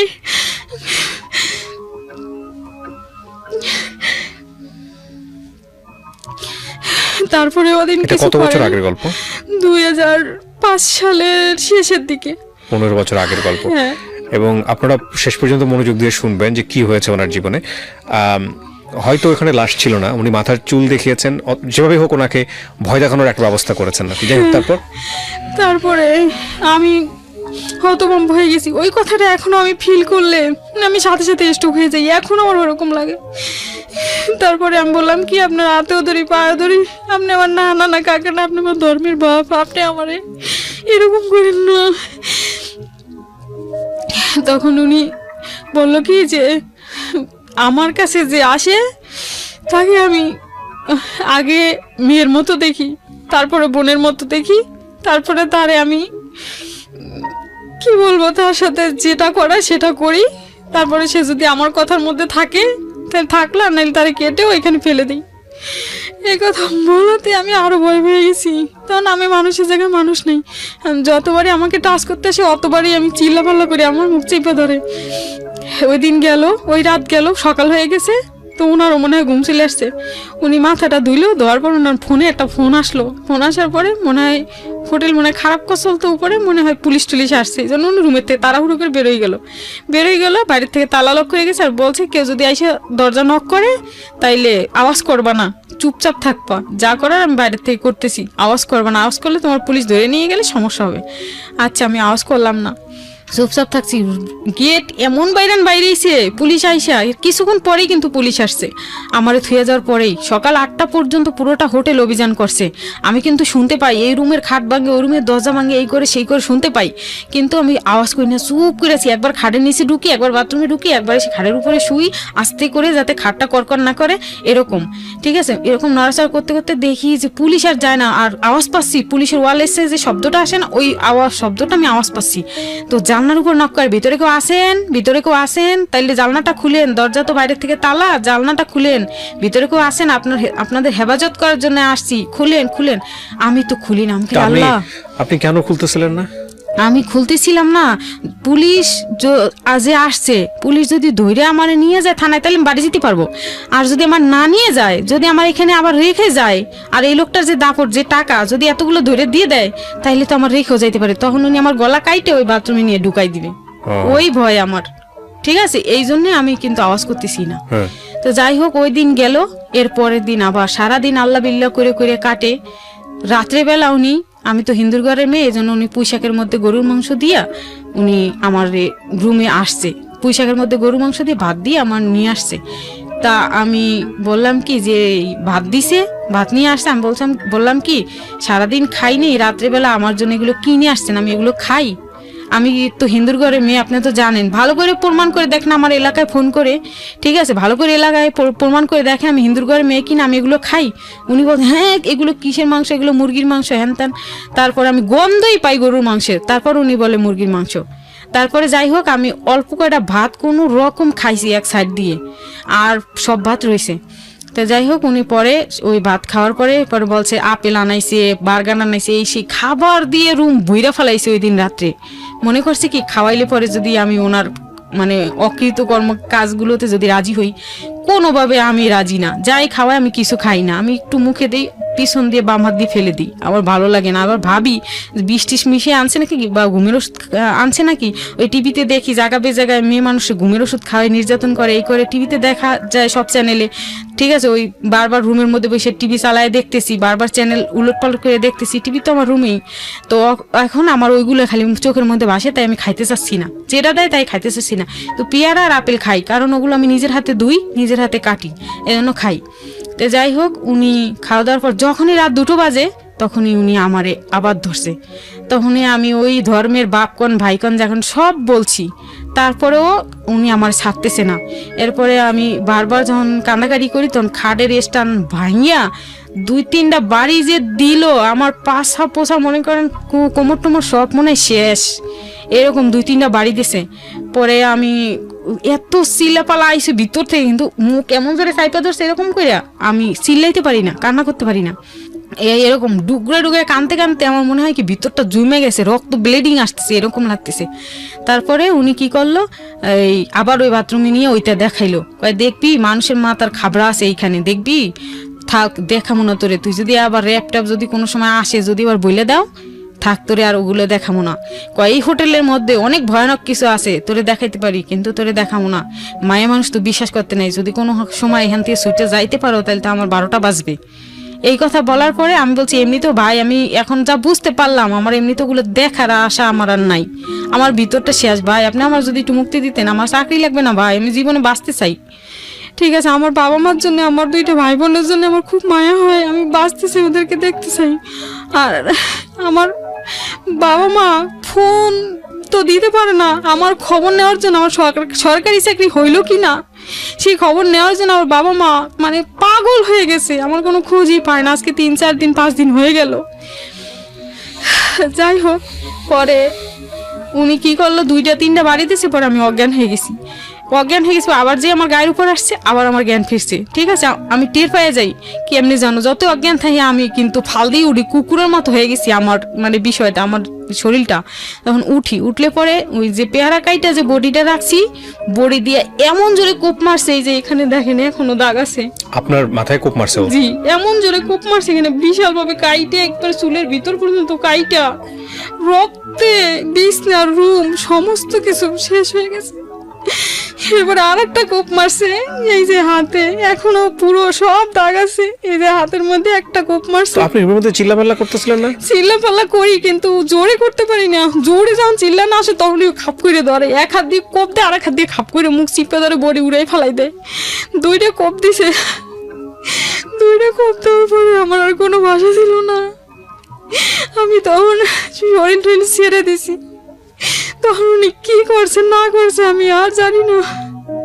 পরের দিন সকালে দেখি আমার সেলাইন চলতেছে, আমার কিছু আর জ্ঞান ছিল না কি হয়েছে না হয়েছে। কে স্যালাইন দিছে কি করছে কিছু জানে না? কিছুই জানি না। ওই রুমের মধ্যেই? ওই রুমের মধ্যেই সেলাইন চলতেছে। পরে আমি বললাম কি আমি দিক দিছে নাই আমার, আমি বলছি কি মা আমি বাথরুমে যাবো, মা আমি বাথরুমে যাবো। তখন উনি ওনার ভয়ানক চেহারাটা নিয়ে আমার সামনে আসছে, কয় চলো আমি বাথরুমে নিয়ে যাই। সেলাইনটা খুলছে, স্ট্যান্ড থেকে খুলে আমার বাথরুমে নিয়ে গেছে। আমি বলি কি আমার সেলাইনে সুই খুলে দেন, আমি দরজা লাগাই বাথরুম করুন, নাহলে সেলাইনটা আমার হাতে দেন, আমি আপনার সামনে প্রসাব করুন। কিসের জন্য আমি আপনার সামনে প্রসাব করতে পারবো না? কারণ তোর তো সবই দেখছি। এটা বলে তো আমার আমি দুনিয়াতে আমি আর নাই। বলছে তোর তো সবই দেখা শেষ, আমার তুই আমার সামনে প্রসাব করলে সমস্যা কি? তারপরে তখন আমি আরো বেশি কাঁদছি, কয় কানবি না, তাহলে তুই মরে গেলে তোর লাশ তোর বাবা মা পাবে না, ওই বাথরুমের ভিতরেই চলে যাবে তোর লাশ বুড়িগঙ্গায় চলে যাবে, তুই কোনোদিন বাবা মার দেখা পাবি না, কান্দিস না। পরে আর কান্দি না। পরে আবার একদিন যায়, পরের দিন রাত্রে ওরকমই, পরের দিন যায়, আমি মোটামুটি মৃত্যুর মুখোমুখি হয়ে গেছি এখন এরকম করতে করতে। পরে উনি আমারে কি তাবিজ নিয়ে এসে খাইলো নাকি আমি বুঝতে পারলাম না। 3-4 দিনের মাথায় আমি যখন মানে মরার মতো প্রায় শেষ আমি, তখন কি জানি আমারে খাওয়াইলো এই যে ছাতু ঠাতুর মতো ওই জাতীয়, ওর ভিতরে তাবিজ ছিল, ঠিক আছে, আর একটা বোতলের থেকে অল্প একটু পানি দিল। উনি বললো কি এটা মক্কা শরীফের কূপের পানি, এটা খাও 1 মিনিটে, খাইলে তোমার শরীর স্বাস্থ্য ভালোই উঠবে, ঠিক আছে। তা আমি ওইটা খাইছি, ঠিক আছে। মক্কা শরীফের কূপের পানি যখন বলছে তখন আমি খাইছি, কেমন যেন বিশ্বাস আসছে আমার কাছে যে মক্কা শরীফের কূপের পানি। শুনছি মানুষের কাছে, মুসলমান বান্ধবীদের যখন চলছি তখন শুনছি যে এটা বলে 1 মিনিটে খাইলে বলে যে কোনো আশা পূরণ হয়। মক্কা শরীফের পানি বিশ্বাস করে খাইলাম, আর আমি আল্লাহর কাছে বললাম আল্লাহ আমি যেন না মইরা যাই, আমার যাই করে করুক আল্লাহ, আমি যেন জীবিত থেকে মানে অ্যাট লিস্ট বাড়িতে পৌঁছাতে পারি। হ্যাঁ, জীবিত থেকে আমি যেন আমার মায়ের বুকে যাইতে পারি, পৌঁছাইতে পারি, উনি যাই করে করুক। তারপরে নিয়ত করে খাইলাম, খাওয়ার পরে মোটামুটি ভালো লাগতেছে, আর কেমন যেন আল্লাহর প্রতি বিশ্বাস আসতেছে যে আমি বাড়ি যেতে পারবো। তো যাই হোক ওইভাবে থাকলাম। থাকার পরে উনি রাত্রেবেলা কতগুলো বই নিয়ে আসছে, হাদিসের বই আর কোরআন শরীফ নিয়ে আসছে রুমে। নিয়ে আইসা বললো কি যে তোরে আমি মুসলমান বানাবো, তোরে আমি বিয়ে করবো। আমি বলছি আপনার এই বয়সে আমার এই বয়সে আপনার লাগে কিসের বিয়ে আমার, ঠিক আছে। কয় কি তুই মক্কা শরীফের কূপের পানি খাইছো না? আমি কি কয় তুই মুসলমান হয়ে গেছো। আমি কই না, আমি বান্ধবীদের কাছে শুনছিলাম 5 কলেমা না পড়লে মুসলমান হয় না, ঠিক আছে, আমি মুসলমান হইনি। পরে বলছে যে তুই কি মুসলমান ধর্মে কি আছে তুই জানিস, তুই মক্কা শরীফের কূপের পানি খাইছিস, তুই মুসলমান হয়ে গেছিস। আমি কই এগুলো কেটা দিয়েছে আপনারে? বলছে যে এগুলো গেছিল এই মক্কা শরীফ হজ করতে, উনি নিয়ে আইছে, ওনার কাছ থেকে আনছি। তো আমি তখন ভাবলাম কি যে যেহেতু গেছিল তাইলে মনে হয় সত্যি সত্যি উনি যদি যাইয়া থাকে হজে, তো ওনার মনে অন্যরকম একটা মানুষ, এস্টাবলিশড ম্যান, এবং উনি যাইতে পারে হজে, এবং উনি আনতে পারে এই পানিটা। যাই হোক আমি মুসলমান হয়েছি, ভালো কথা, আমি বিশ্বাস করলাম মুসলমান হয়েছি। সে যেটা বুঝে এখন আমার ওইটাই বুঝতে হইবে, কারণ নাইলে তো আমার কোনো বাইরেও আর কোনো পথ নেই। তারপরে উনি অনেকগুলো কোরআন হাদিসের বই নিয়ে আইসে, রাত্রে 1 গাঁটটি বই নিয়ে আইসে। তখন আমার বললো কি লেখাপড়া যেহেতু করছো, চাকরি বাকরি কি তোমাদের বাড়িতে আমি টাকা পাঠাবো নে, তোমার বাড়ির সাথে যোগাযোগ করো, আমি টাকা পাঠাবো নে, লেখাপড়া যতটুকু করছো তোমার লেখাপড়ার দরকার নেই, সরকারি চাকরির দরকার নেই, আমি মাসে কোটি কোটি টাকা কামাই, তোমার যদি তুমি একটা কুকুর পাললেও তো আমার খরচ আছে। একটা সিগারেট দেয় ব্যাংসন সিগারেট, একটা সিগারেটের দাম 8 টাকা 10 টাকা, তখন তাই যদি খাইতে পারি তোমার মতো একটা মেয়ের পালতে পারবো না, তোমার মতো একটা মেয়ের বাড়িতে টাকা যা লাগে অভাব পূরণ করতে পারবো না। তুমি যেহেতু বলো বাড়িতে এত অভাব, তো ফায়ার সার্ভিসে চাকরি করলে, সরকারি চাকরি করলে কয় হাজার টাকা বেতন পাও, 5,000 6,000, ওই সময়ের কথা, 6 সালের 5 সালের শেষের দিকে 6 সালের শুরুতে মনে হয়, 5 সালের শেষের দিকে হবে। তো যাই হোক, আমি তখন ওনারে বললাম কি যে আমি আসছি চাকরির আশায়, আমার যদি চাকরি না হয়, আপনি যদি এভাবে অত্যাচার কইরে আমার যদি এখন কোন বিয়ে করার কথা, এটা কি হয়? আপনার বয়সের সাথে আমার বয়স কি কোনোদিন মানায়? আপনি আমার বাইরে নিয়ে চলে মানুষের কাছে কি কইবেন? আমি কি কমু আপনারে? ঠিক আছে। তো যাই হোক, পরে উনি বললো কি যে না, মানুষ কিছু বলুক আর না বলুক, আমি যেহেতু তোর জীবন আমি নষ্ট করছি, আমি তোর বিয়ে করবো। ঠিক আছে না, আমি বললাম যে না, আমি আপনার সাথে বিয়ে করুম না, নষ্ট করছেন, আমি বিয়ে করুম না। তখন আবার মায়ের ওই দিন রাত্রে, বিয়ে যেহেতু করুম না, আবার মায়ের, উড়ে মায়ের। তো এগুলো যে মারে আমারে, এই পিঠ টিট আমার এখনো দাগ আছে। ঠিক আছে, পিঠ টিট কোমর টোমর সব মাইরা শেষ করেছে। শেষ পর্যন্ত আমার এই পায়ের উপর পাড়া দিয়ে এই পাও টান দিছে, আমার ফাইরে ফেলাইবে। ঠিক আছে, ফাইরে ফেলাই দিবে আমারে। তারপরে আমি আর কোনো স্বামী সংসার করতে পারম না, কোনো স্বামী আমারে নিবে না।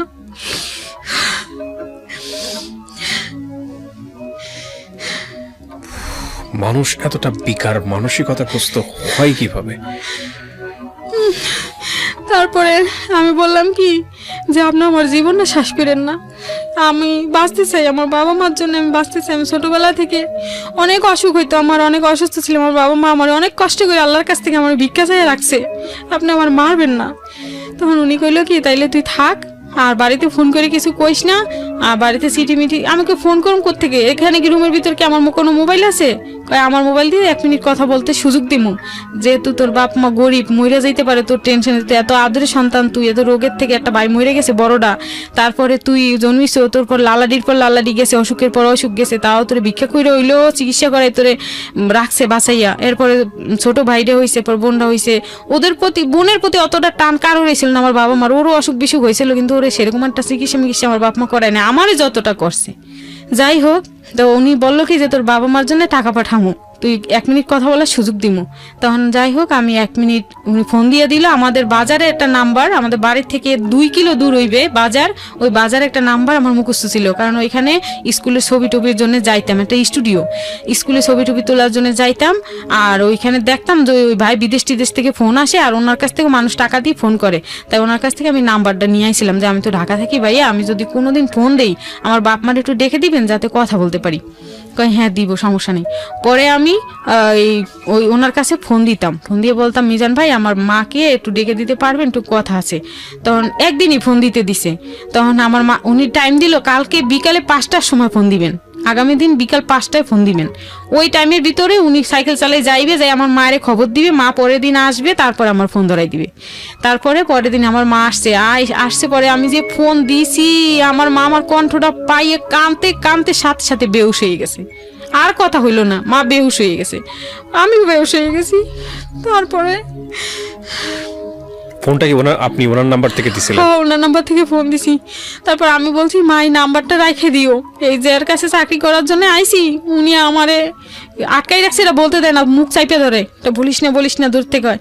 উনি আমারে, আমি এতটুকু বলছি, উনি ওনার কাছে আমি আসি, আমি বাইসে আছি, মা আমি মরি নাই, কইতে কইতে কান্দা ফেলাইছি। ঠিক আছে, আমি মরি নাই মা, আমি বাইসে আছি, আর আমি ওনার কাছে আসি, আমি এখনো চাকরি পাই নাই, আমি ভালো আছি মা, তোমরা টেনশন করবো না। তখন মা কইলো আচ্ছা ঠিক আছে তাহলে তুই থাক,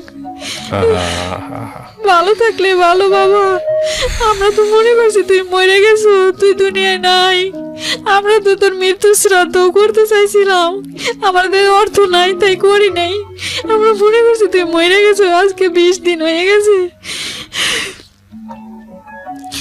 তারপরে 20 দিনের সময়, 20 দিন না 19 দিন এরকম, তো 2-1 দিন আগ পিছ হবে। তো আমারে বলছে কি এরকম ব্যবহার করতেছে দিনের পর দিন, আমি যতই পাও ধরি হাত ধরি, তাই কোনো লাভ নাই। আরও আমার হাদিস কোরআন শিখাইতেছে, আমার মুসলমান বানাইবে, হাদিস কোরআন শিখাইতেছে, আমিও পড়তেছি, কিন্তু উনার দিকে তো আমার কোনো ইন্টারেস্ট নাই, শুধু আমার ওই বইগুলোর দিকে এখন একটা ইন্টারেস্ট আইসা পড়লো। ঠিক আছে, বিষাদ সিন্ধু বই পড়েছি, হাসান হোসেনের জীবন কাহিনীগুলো যখন পড়ছি, আমার মনটা যেন, দিলটা যেন পরিষ্কার হয়ে গেছে, আমার খুব ভালো লাগতেছে। বিষাদ সিন্ধু তো রিলিজিয়াস পার্সপেক্টিভ থেকে এটা নিয়ে বিতর্ক আছে, এটা সত্য কিনা এটা নিয়ে, এটা যাই হোক, আপনি পড়েছেন, আপনার মনটা ভালো লেগেছে? হ্যাঁ, ভালো লাগছে।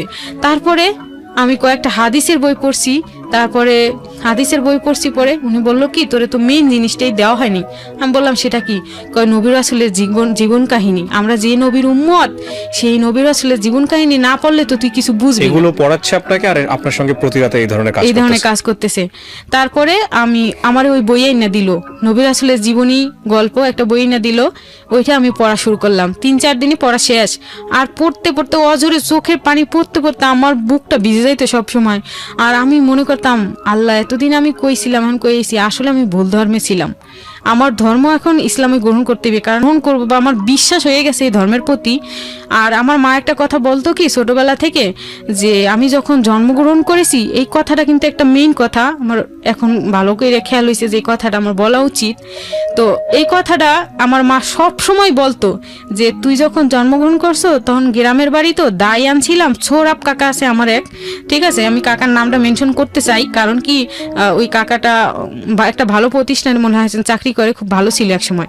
তো যাই হোক, ওই কাকার মা হইলো আমার দায় ছিল, ঠিক আছে। আমি যখন ভূমিষ্ঠ হয়েছি, মাটিতে যখন পড়ছি, তখন উনি আমার কানে যত রকমের লা ইলাহা ইল্লাল্লাহু মুহাম্মাদুর রাসূলুল্লাহ যত রকমের দোয়া দুরূদ আছে উনি ওগুলো দিছে আমার কানে, পড়ছে। পড়ার পরের থেকেই নাকি আমি ছোটবেলা থেকে আমি হিন্দুদের দেখতে পাই না, শুধু বাবা মা ভাই বোনদের প্রতি টান আছে এবং ভালোবাসি তাদের যেহেতু রক্ত, কিন্তু আমি ওই ইসলামের প্রতি একটু একটু টান ছিল আমার, বা ঠিক আছে, এটা আপনি আপনার মতো করে বলছেন, বাট এটা ঠিক যে আপনিও তো মেশেননি তাদের সঙ্গে, কিন্তু একটা মানুষ হিন্দু ধর্মের সে কারণে মুসলমান তার সঙ্গে মিশতে পারবে না, বা সে হিন্দু ধর্মের সে কারণে সে মুসলমানের সঙ্গে মিশতে পারবে না।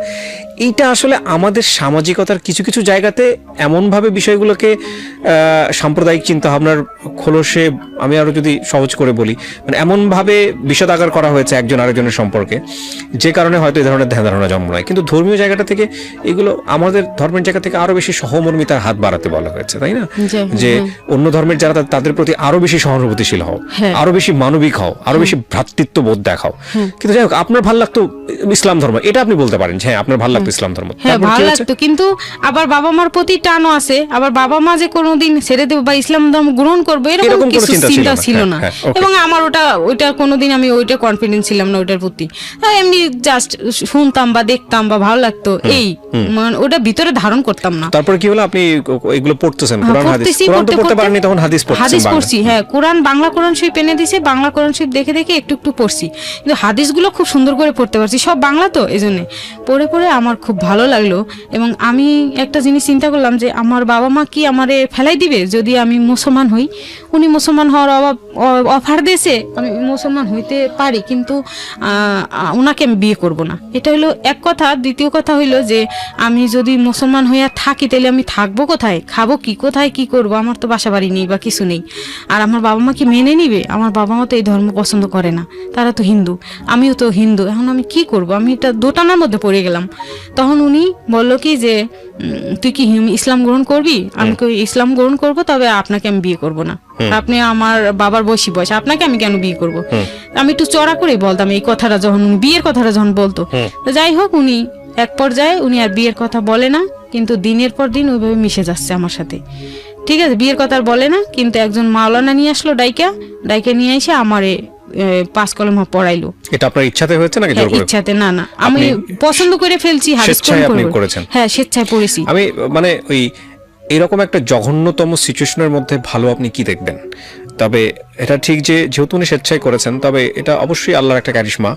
দেখেন, ভয়ঙ্কর রকমতম পাশবিক, অমানবিক এবং এটাকে আমি কি বলবো, জঘন্যতম একটা পরিবেশের মধ্যে ওনাকে রাখা হয়েছে, একটা ভয়ঙ্কর রকম পরিবেশের মধ্যে, যেটার আসলে বলার মতো কোনো ভাষা নেই। সেই রকম একটা জায়গা থেকে উনি ইসলাম ধর্ম গ্রহণ করলেন এবং এটা স্বেচ্ছায় করেছেন। পৃথিবীতে আল্লাহ চাইলে অনেক কিছু সম্ভব। এই ঘটনা আসলে এটুকুই বলার আছে, আর কিছু বলার নাই। তারপর কি হলো? জি ভাইয়া, তো যাই হোক, আমি ইসলাম গ্রহণ করছি স্বেচ্ছায়, উনি আমাকে কোনো জোর করে নাই, বাধ্য করে নাই। কিন্তু উনি বিয়ে করাটা উনি আমাকে বাধ্য করতেছে, কিন্তু আমি ওনাকে বিয়ে করব না। বিয়ে করবো না, মুসলমান হয়েছি, আমাকে নামাজ শিখাচ্ছে, কিন্তু উনি যে নামাজটা শিখিয়েছে ওটা ছিল ভুল। এখন আমি যেটা নামাজ পড়ি আমি এখন বুঝি, এখন আমি নামাজ পড়ি সঠিক। তখন যে নামাজগুলো উনি শিখাইতো, পুরুষরা যেমন পা ফাঁক করে দাঁড়ায় নামাজ পড়ে, 4 আঙ্গুল 5 আঙ্গুল ফাঁক থাকে, যাই হোক আমার ওই রকম পা ফাঁক করে দাঁড়ায় তারপর নামাজ শিখাইতো। আর আত্মাই তো আমার কিন্তু শিখায় নাই উনি শুধু বলছে 33 বার সুবহান আল্লাহ পড়বা, 33 বার আলহামদুলিল্লাহ পড়বা, 33 বার আল্লাহু আকবার পড়বা, তারপর সালাম ফিরেই মোনাজাত করবা। আর কিন্তু আমি এখন মাদ্রাসার এক মেয়ের কাছ থেকে, তো আমার মেয়ে হওয়ার পরে মাদ্রাসার এক মেয়ের কাছ থেকে আমি শিক্ষা নিয়েছি। তো ওই মেয়ে বলছে যে মেয়েদের পা মিশিয়ে দাঁড়াইতে হবে এবং মেয়েদের আত্মাহিতু পড়তে হবে, আত্মাহিতু শিখাইলো এবং 5 কলমাও সুন্দরভাবে সবই শিখাইছে, সহিভাবে সহি সুন্নাহভাবে শিখাইছে এবং আমি ওইভাবে পড়তে পড়তে পড়তে পড়তে এখন আমি সব বুঝি। না কিন্তু এটাও ভুল, আপনাকে যে মেয়েটা বলেছে এটাও ভুল। পা মিশিয়ে, হ্যাঁ পা মিশিয়ে ছেলে মেয়ের কোনো ভেদাভেদ আমাদের রিলিজিয়নে যেটা আছে সেটা হচ্ছে আপনি নামাজ সেভাবেই পড়তে পারেন যেভাবে ছেলে মেয়ের জন্য আলাদা কোনো বিশেষায়ন নাই। প্রথম কথা হচ্ছে এটা। আমি আমার ক্ষুদ্রজ্ঞানে যতটুকু জানি যে নামাজের ক্ষেত্রে ছেলে মেয়ের কোনো স্টাইলে কোনো মানে ডিফারেন্স নাই। একটা ছেলেও যেভাবে নামাজ পড়বে একটা মেয়েও সেভাবে নামাজ পড়বে।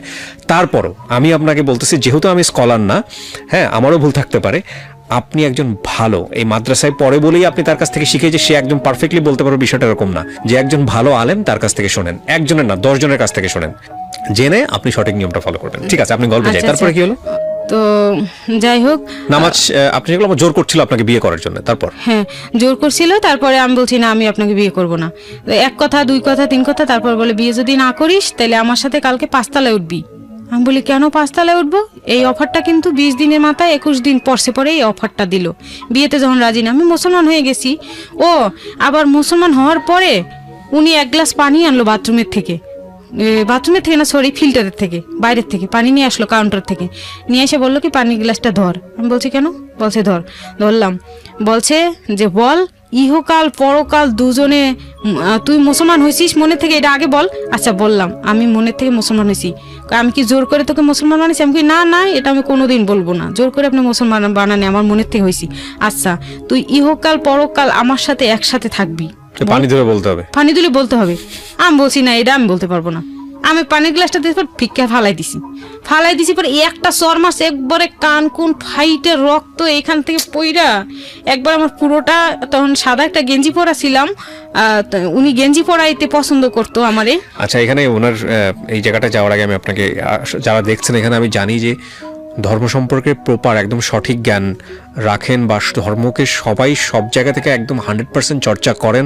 তার চাইতে অনেক মানুষ আছেন যারা আমরা শুধুমাত্র শুনে শুনে দেখে দেখে এই জিনিসগুলো প্র্যাকটিস করি। এই যে কসম কাটা, পানির নামে কসম কাটা, মানুষের মাথায় হাত দিয়ে কসম কাটা, কোরআন শরীফ হাতে নিয়ে কসম কাটা বা অন্য কিছু নিয়ে কসম কাটা, এটা আমাদের রিলিজিয়নের কোথাও কোনো বিধান নাই আমি যতটুকু জানি। আমি যদি ভুল বলে থাকি কেউ আমাকে কারেকশন করে দেবেন, আমি পরবর্তী এপিসোডে এসে আমি কারেকশন করে, আমি যতটুকু জানি আজকের পর্যন্ত, আমি বারবারই বলছি আমি রিলিজিয়ন সম্পর্কে খুব ভালো জ্ঞান রাখি না, বাট আমি যতটুকু জানি ততটুকু জানানোর একটা, আমি যতটুকু জানি যে আল্লাহ এটা বলেছেন যদি 1 লাইনও জানো তো সেটা প্রচার করো। তো সেই জায়গাটা থেকে সুযোগ যেহেতু এসছে আমি বলছি যে এইটার কোনো নিয়ম নাই, এটা করলে গুনাহ হবে। কসম কাটা যায় একমাত্র আল্লাহর নামে, শপথ করা যায় একমাত্র আল্লাহর নামে, সুতরাং পানি ধরে যদি আপনি বলতেনও এটা গুনাহ হতো না। যাই হোক আপনি জানতেন ওই সময়, তো মনে করেছেন এটা বিশাল কিছু, এই জন্য আপনি এটা করেছেন। তারপর আমি গুনাহ কামাই করবো না এই জন্য ফেলে দিলাম।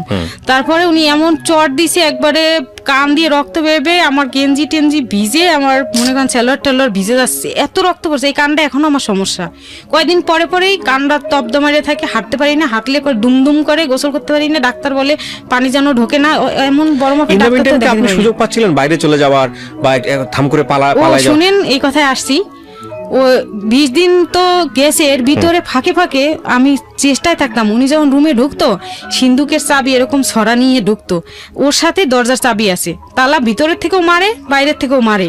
উনি যখন বেরোয় যায় তখন বাইরে থেকে তালা মারে, যখন রুমে ঢুকে আইসে তখন ভিতরের থেকে তালা মারে। এবং ওনার ঘুম খুব মানে কি বলে, এই ঘুমাইবে না পট করে জেগে ওঠে, হঠাৎ জেগে ওঠে একবারে বসবে ঘুমের থেকে উঠে। আমরা কিন্তু ঘুম ভাঙলেও একটু উঠতে একটু দেরি হয়, আর উনি উঠেই বসবে সাথে সাথে এরকম।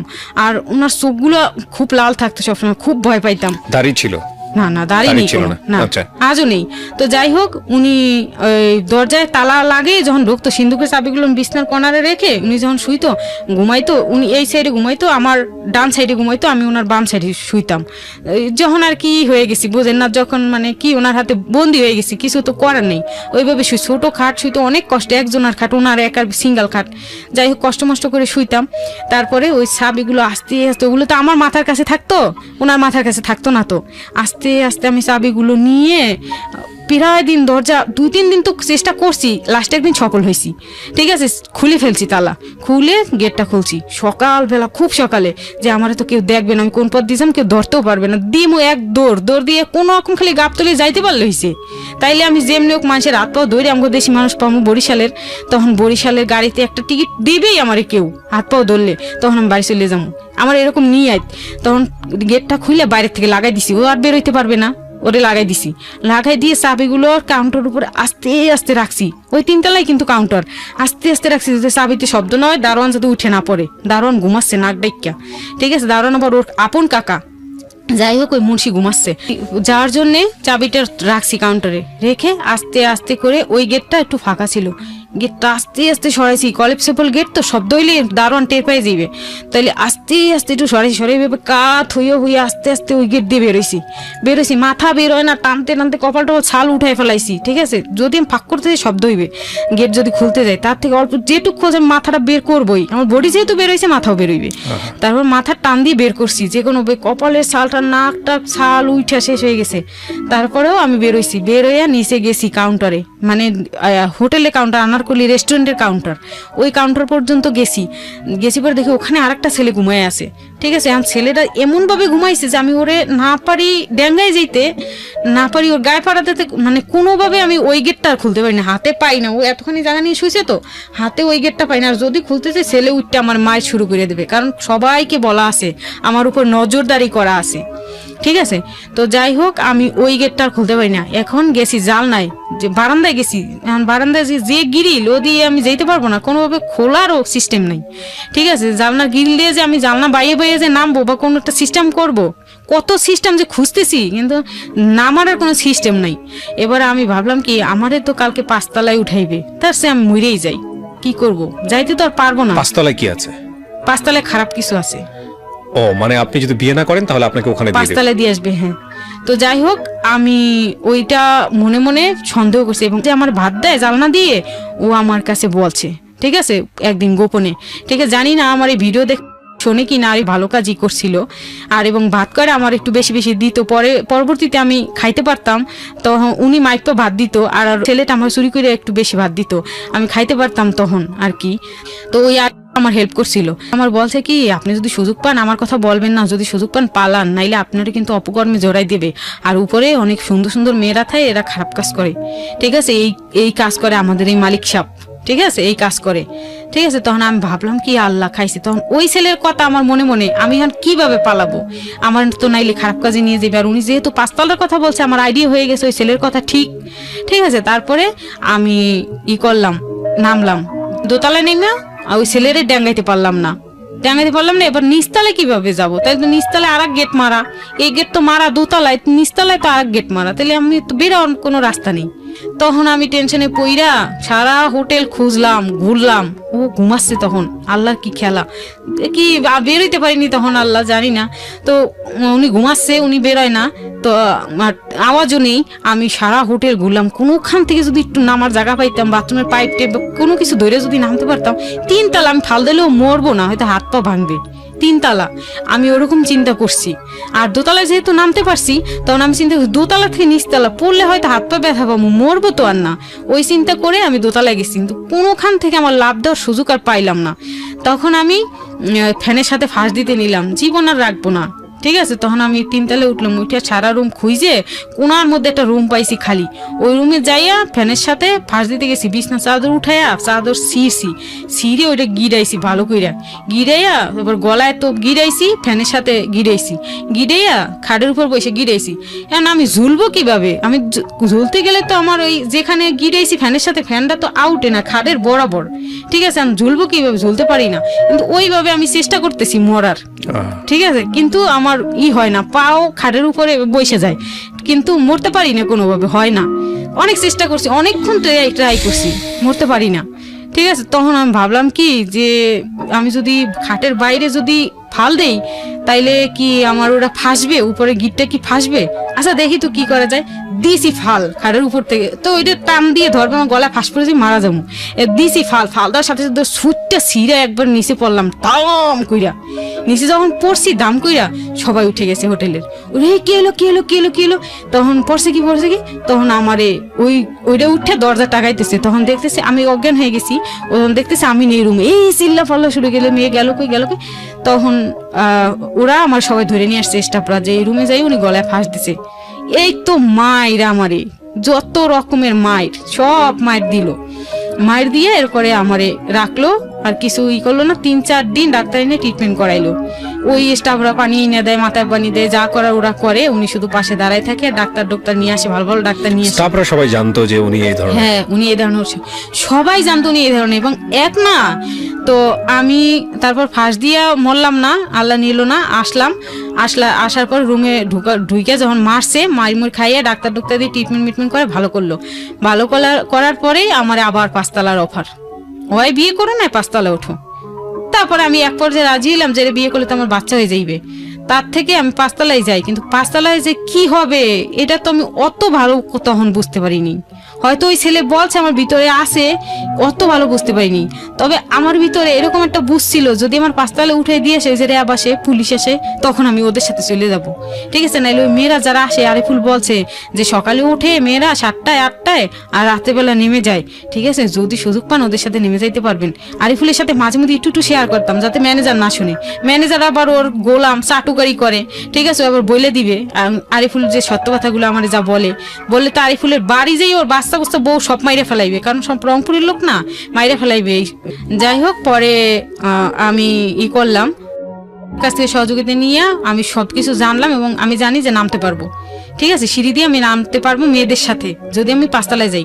তারপর আমি রাজি হইলাম 5 তলায় যাওয়ার জন্য। ঠিক আছে, আমি 5 তলায় যাবো, কিন্তু আমি আপনাকে বিয়ে করব না। তারপর 5 তলায় নিয়ে যাওয়ার পরে ওই দিনেই আল্লাহর কি খেলা, ওই দিনই র্যাব আসছে ভাগ্যক্রমে। র্যাব আসার পর বাইরে ধুইরে মেয়ে করে পিড়ে মিড়িয়ে কাউ করে ওই সব ড্রেসে এক একজন নামছে, আর আমি না, আমারে নামতে দেয় না। সুপারভাইজারের মাইরে ব্রেক করে হালাইতেছে র্যাবে, তারপর আমার দরজা এমন করে ধরে রাখছে, আমারে নিতে দেয় না। তাই সুপারভাইজার চাকরি থাকবে না যে। তো যাই হোক, আমি বলছি যে স্যার আমারে আগে নেন, স্যার আমারে আগে নেন, আমি থানায় যাব, স্যার আমি জেলে যাব, স্যার আমার নেন না স্যার। এমনি করে আমি সুযোগ পাইছি, ফাঁক দিয়ে যে এক র্যাবের পাও জড়াই ধরছি। ওনার নাম আব্দুল হালিম, র্যাবের। ঠিক আছে, যাই হোক, ওনার নামটা মনে রাখছি, উনি আমার উপকার করছিল। তো উনি আমার নামাইছে। ঠিক আছে, নামাই নিয়ে গেছে নিচে, খালি নিয়ে গেছে। নিয়ে যাওয়ার পরে একটা মুন্নি নামে একটা মেয়ে ছিল আমার সাথে, ও নামতে পারছে র্যাবের পাও ধরে। 3 তলায় ছিল ও মনে হয়, ওখান থেকে নামছে, আর আমি 5 তলা থেকে নামছি। নাইমা র্যাবের পাও ধরে র্যাব নামাইয়া 2-3টে বাড়ি দিল আমার পাশার মধ্যে, ওরেও দিল, দিয়ে যা কই যাবি, যা পতিতে কাজ করতে আইছো, এগুলো বলার পর মারমুর খাইয়া তারপর আমি ওই মুন্নির সাথে হাঁটতে বাংলা মোটর গেছি। বাংলা মোটর যাওয়ার পর উনি তো আমার হন্য হইয়া খুঁজতেছে। ঠিক আছে, উনি তো আমার পাচ্ছে না, উনি র্যাবে কি করবে, পুলিশে কি করবে, উনি আমারই খুঁজতেছে, পাচ্ছে না। এবার আমি শরীর খারাপ ছিল তখন, আমার ওই অবস্থা, কিন্তু আমার কাজ করাইছে। তারপরে ওইভাবে আমি নামছি নাইমা, তারপরে আমি একটা টয়লেটে গেছি, ওখান থেকে আমি স্যানিটারি ন্যাপকিন ব্যাগের মধ্যে নিয়েছিলাম, এটা একটা কথা। তো ব্যাগের মধ্যে নিয়েছিলাম, নিয়া তারপর ওই মুন্নির সাথে আমি ওইভাবে হাঁটতে মগবাজার গেছি। মগবাজার যাওয়ার পরে একটা ছেলে পিছু লাগছে, ট্যাক্সি নিয়া, প্রাইভেট কার নিয়া, ট্যাক্সি নিয়ে পিছু লাগছে। লাগার পরে এরপর বলছি, তোরা রাস্তা দিয়ে হাইটে যাচ্ছ, তোরা না অমুক খান থেকে আইছো, তোরা না হাতিরপুল থেকে আইছো। আমি বলি হাতিরপুল থেকে আইছো, ওটা তো ভালো জায়গা, হাতিরপুল কাঁচা বাজার করতে গেছিলাম। হ্যাঁ, কাঁচা বাজার করতে গেছিলে তোমরা, এটা করতে গেছিল। ঠিক আছে, এটা যখন বলছে তখন ভয় পেয়ে গেছি, মুন্নি আরো ভয় পাইছি, তো চটং কথা কয়, আর আমি একটু আস্তে আস্তে কথা কই, যেহেতু আমি এসব দেখিনি কোনোদিন, আর ও তো প্র্যাকটিস করা অভ্যাস, ও মুখ খারাপও করতেছে, আমি তো মুখ খারাপ করি না, আমার বাপ দাদা ওগুলো শিখায়নি। যাই হোক, তারপরে আমার মগবাজার নিয়ে গেল, ওর ট্যাক্সিতে, ওর চুলে মুটকি ধইরা আমাকে দুজনের ট্যাক্সিতে উঠাইলো, একটা মানুষও কিছু কইলো না। ঠিক আছে, আমাদের 2টা মেয়েরে এভাবে উঠাইলো ট্যাক্সিতে, একটা ছেলে কেউ কিছু কইলো না। তারপরে আমাদের নিয়ে সেই মগবাজার নিয়ে গেলো, বিশাল বড় ভিতরে একটা ছোট্ট একটা বিল্ডিং, ওখানে নিয়ে যাই, ওই ছেলে ফোন করে আরো 4-5 জন ছেলে নিয়ে আইছে। নিয়ে আসার পরে ওই 4-5 জন ছেলে উড়ে দইরা আমারে তো চেক করছে, কিছু পায় না, আরো ব্যাগের মধ্যে পাইছে ওই যে আমার নেপকিন। পাওয়ার পর ওরা আমারে সিসি করলো, সিসি করে আমার বাইরে রাখলো। আমার ভাগ্য ভালো, বাইরে রাখলো। আর ওরে ভিতরে নিয়ে গেলো, রুমের ভিতরে নিয়ে ওরে সার্চ করে 9,000 টাকা পাইছে। ওই সময় কিন্তু 9,000 টাকার মূল্য, এখন কিন্তু 1 লাখ টাকার মূল্য। যেই পাইছে 9,000 টাকা, এই তো ওরে মাইরে মুইরে পর ও এমন এমন ভাষা ব্যবহার করছে। মায়ের তো খাইছে, দর্শন তো হইছে, তারপরে এমন এমন ভাষা ব্যবহার করছে, ভাষার কারণে ওরে 2 রাউন্ড গুলি করছে আমার চোখের সামনে। আমার জীবনের প্রথম আমি এই গুলি শব্দ, আবার গুলি আমার চোখকে সরেজমিনে আমার জীবনে আমি গুলি দেখলাম। মানুষের কিভাবে গুলি করে আর মানুষ কিভাবে মানে দাফাইয়ে মারা যায়, এটা আমার চোখের সামনে আমি দেখলাম, আল্লাহ দেখাইছে। যখন এরা কারা ছিল যারা এই গুলি করলো? চিনি না, জানিও না, আর কোনোদিন দেখিও নাই। না, আপনার সামনে কিভাবে গুলি করে দিল? ওরে ভাই, আমি জীবনে ভুলতে পারবো না। 2 রাউন্ড গুলি করছে। আরে কার মার সন্তান কিভাবে মরলো আমার চোখের সামনে দাফাইয়ে মরে গেল। ঠিক আছে, 2 রাউন্ড গুলি আমার চোখের সামনে, রক্তে ওই রুমটা পুরো মাইখে গেল। ঠিক আছে, এরপরে আমার পালা। ঠিক আছে, আমার পালা। এখন আমি বললাম কি যে ভাই আমার মারলে মারতে পারেন, কিন্তু আমি এমন কোনো গালি দেই নাই, এমন কোনো অপরাধ করি নাই ভাই। আমি বলছিলাম, কয়জন ছিল ওরা? ওরা 4 জন ছিল। আমি বলছিলাম ভাই আমার একটা নাকের ফুল আছে, আমি এটা দিয়া দেই, আমার কাছে 30টা টাকা আছে ভাই, 30 টাকা না 24 টাকা এরকম আছে, আমি এটা দিয়া দেই, আমার কাছে আর কিছুই গুলিটা নেই। কখন, দিনের বেলাতেই করেছেন নাকি রাতে? দিনের বেলা, দুপুর বেলা। ঠিক আছে, আশেপাশে কেউ ছিল না? না, কেউ ছিল না। রাত্রে কিন্তু র্যাবে রেড দিছে, ওখান থেকে নামাইতে নামাইতে কিন্তু রাত 2টা-3টা বাজছে। তারপরে কিন্তু আমরা আরো মার্কেটে দোকানে টোকানে এখানে সেখানে বসে বসে কিন্তু আমরা সময় কাটাইছি। দোকানপাট কিন্তু বন্ধ, সকাল কিন্তু আমাদের ওখানেই হয়ে গেছে, এই কথা কিন্তু আমি বলতে ভুলে গেছি। তারপরে সকাল 9টা-10টার দিকে কিন্তু আমরা মগবাজার ওদিকে রওনা দিয়ে যাই। এর ফাঁকে কিন্তু আবার ওই মেয়ের আবার কোনখানে কোন বয়ফ্রেন্ড ছিল, সেই বয়ফ্রেন্ডটাই কিন্তু আমাদের নাস্তা খাওয়াইছে বাংলা মোটরে। এই কথা কিন্তু আমি বলিনি, মনে নেই। যাই হোক, পরে নাস্তা টাস্তা খাইছি, খাইয়ে দিয়ে আস্তে আস্তে ওখানে যেতে যেতে ওই ছেলেকে হাতে যখন পড়ি তখন কিন্তু প্রায় 12টা বেজে যায় দুপুর। তারপরে ওরা কি করে আপনার সাথে? তারপরে আমারে বলে কি যে তুই তোর কাছে তুই সত্যি কথা বলছিস, মুখ খারাপ করিস নি, আর দেখতে মনে হয় তুই একটা গরিবের ঘরে মেয়ে, তুই কি গার্মেন্টসে চাকরি করতি? আমি কি হ ভাই, কোন গার্মেন্টস চাকরি করতি? গার্মেন্টসে চাকরি করতাম। তোরে কোন দালালে নিয়ে আইছে? তো আমি বলছি কি যে আমারে নিয়ে আইছে, ওর নাম বলছি ওর, ঠিক আছে, তো নিয়ে আইছে আমারে এইভাবে সরকারি চাকরি কথা বলে। সরকারি চাকরি করার কথা বলে সন্ত্রাসের কাছে এটা বলছি। বলার পরে ওরা বলছে কি ও তাইলে তোরেই আটকাই রাখছিল রুমের মধ্যে? আমি হ্যাঁ 108 নম্বর রুমে আমার আটকে রাখছিল। সব বলছি ওদের কাছে। বলার পরে ওদের মায়া হয়েছে, ঠিক আছে, মায়া হয়েছে। ওরা আমার 500 টাকা দিছে আমার হাতে, বলছে কি তুই চলে যা বোন, আমারও তো বোন আছে, আমরা খারাপ, ও খারাপ দেখে ও এরকম আমাদের মা তুইলে গালাগালি করছে দেখে ওর দিছি শেষ কইরা। জীবন ওর লাস্টটা নেওয়ার মতো এখান থেকে কেউ আছে নেই, কিন্তু তুই যা বললি কথাগুলো আসলেই তোর কথা সত্যি, তুই আমার বোনের মতো। সন্ত্রাস গো কিন্তু মায়া আছে ভাই, যা দেখলাম জীবনে। ও আমারে 500 টাকা দিছে, দিয়ে আমারে ওখান থেকে একটা খাল পার হয়ে নৌকায় তারপর ওই পারে যাইতে হয়।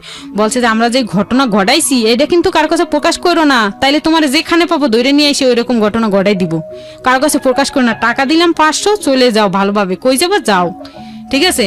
আমরা কিন্তু ওতে ওতে থাকবো তোমার পিছনে, যে কারো কাছে আবার বলো কিনা যে আমরা মার্ডার করছি, মুন্নিরে যে মার্ডার করছে। যাই হোক, পরে আস্তে আস্তে আস্তে এই মুন্নির সঙ্গে তো আপনার আগে থেকে পরিচয় ছিল না? কোনোদিন না, ওই 5 তলায় কাজ করতো। 5 তলায় কাজ করতো। তো যাই হোক, আমার খারাপ কাজ ওই একদিনই হয়েছে ভাগ্যে। যাই হোক, এরপরে আমি আসতেছি 500 টাকা নিয়ে, আস্তে আস্তে আমি একটা দান বাক্স দেখলাম, ঠিক আছে, দান বাক্স দেখলাম, মানে আমি টাকা 200 টাকা দান বাক্সে দিতেছি আর 300 টাকা দিয়ে আমি বাড়ি যাবো, ঠিক আছে। আমি আল্লাহ আমার বাসায় দিছে, আমি গুলি খাই নাই, তো আল্লাহ তো আমার স্বয়ং আছে। আমি বিপদে পড়ছি, আমি আল্লাহরে ডাকতে ডাকতে ডাকতে ডাকতে আমার মনে করেন কি আমার মুখ টুক ব্যথা হয়ে গেছে, আমি আর ডাকতে পারি না এরকম। তা আল্লাহ তো আমার বাসাইছে, হেফাজত করছে। তা আমি তো এখন দান করতে পারি, এবং সামনে যেহেতু দান বাক্স পড়ছে, দান করা আমার সুন্নাহ। তা আমি দিতে পারিনি, টাকাটা ভাঙাইতে পারিনি, দিব কিভাবে? এর ভিতরে 3-4 জন লোক, এই তুই মেয়ে মানুষ, দোকানের সিপা চাপা থেকে বাইরে এসছে 3-4 জন লোক বাইরে, এই তুই মেয়ে মানুষ, তুই নৌকা পারে ওদিকে কই গেছিলি? ফিল্ডিং মারতে গেছিলি, আড্ডা করতে গেছিলি, এই সেই। আমি কই ভাই কি কনে এডি কথা, আমি আড্ডা করতে গেছি, ফিল্ডিং মারতে গেছি, কথা তাইলে ওখানে কি আবাহিনী মাঠের মধ্যে কি? তা আমি কইলাম কি বিপদে পড়ছি, আমার টাকা 500 এবার এগো পকেটে চলে যাইবে, আবার কি এরা আমার খারাপইও করতে পারে। আমি আস্তে করে 500 টাকার নোটটা মোড়াই দান বাক্সে ঢুকাই দিলাম। আল্লাহ তুমি যা করো, ঠিক আছে, দিলাম দান বাক্সে, আমার টাকা লাগবে না, জান বাঁচা ফরজ, আমি টাকা আল্লাহর নামে দিছি, আল্লাহ যদি আমাকে হেফাজত করে আমি বাড়ি যেতে পারবো। এটা ছিল আমার চিন্তা। যাই হোক, কি হলো তারপরে? তারপরে ওই ওরা যখন এই লোকজন জড়ো হয়ে গেছে, চিল্লাপাল্লা করতেছে, এই মেয়েরা ওই পাশ থেকে আসছে, ওই পার থেকে ওই পারে তো ভালো মেয়েরা যায় না, ওই পারে এই মেয়ে গেছিল কেন, এই কেন গেছিল ওই পারে, হ্যান ত্যান। এরপরে এর ভিতরে ওই কাশিম তো আমারে হন্য তারা হয়ে খুঁজে খুঁজে খুঁজে ওই একটা স্টাফ আমার ওই লোকের ভিড় দেখা কিভাবে যেন ওরা শুনতে পাইছে যে একটা খারাপ মেয়ে অমুকখানে ধরা পড়ছে, এটা শুনতে পাই ওর কেমনে যেন দেখা ফেলাইছে, আমারে চিনে ফেলাইছে যে আমি ওইখানে, দেখাই আমার চুলে থাবা দিয়ে ধরছে। স্টাফের এত বড় সাহস হইলো যে এতগুলো মানুষের মধ্যে আমার চুলে থাবা দিয়ে ধরছে, ধরে কয় কি যে আমার মায়ের পেটের ছোট বোন, ওরে আমরা খুঁজি অনেক দিন থেকে পাই না, তাই আমি ধরছি। ধৈরেই ওনারে ফোন লাগাইছে, ঠিক আছে, এবং ওই স্টাফটার কাছে এবং সুপারভাইজারের কাছে মোবাইল আছে, ও মোবাইল উনি দিয়েছে, বর্তমান মোবাইল দিয়েছে যাতে আমার খুঁজে বের করতে পারে। চুলে এমন জোরে থাবা দিয়ে ধরছে, আমার চুল ছাড়াইয়া আমার যাওয়ার আর কোনো রাস্তা নেই। আপনি এটা কোন এলাকায় ধরা খাইলেন? বাংলা মোটর। এই এলাকার মধ্যেই আপনি ঘোরাফেরা করতেছেন? এলাকার মধ্যে মানে কি, বাংলা মোটর আমি আসছি মগবাজার থেকে, আমি তো চিনি না, কোনোদিকে আমি যাইতে পারবো না, কার কাছে কি বলবো, কিরা কি বলে, আবার যৌবন তখন ইয়াং বয়স, কিরা কি আবার কোন বুদ্ধি দেয় কি করে, ওই চিন্তা মাথায় যেদিকে হাঁটতে কয়, মানে মন যেদিকে হাঁটতে চায় ওদিকে হাঁটে। তো বাংলা মোটরে আসছি, আমি ওই দিকে চিনতে পারবো, হাতির পুল দিয়ে যদি বাংলা মোটর দিয়ে যদি রিক্সা উঠি নিউ মার্কেটের যদি যাইতে পারি, তাইলে আমি গাবতলি গাড়িতে উঠতে পারবো। তারপরে আমি যাইতে পারলাম না, ওদের হাতের থেকে সুইটা, এবং ইরা রিক্সায় তুইলে নিয়ে গেল, নিয়ে যাই ওই হোটেলে, আবার অন্য রুমে নিয়ে রাখলো, 4 তলায় অন্য রুমে নিয়ে রাখলো। আমি পরে ওই ক্যাডার কিলাররা কোথায় নিয়ে গেছিল, কোথায় কেগুলো মাইরা আমার মুখের থেকে বের করতেছে।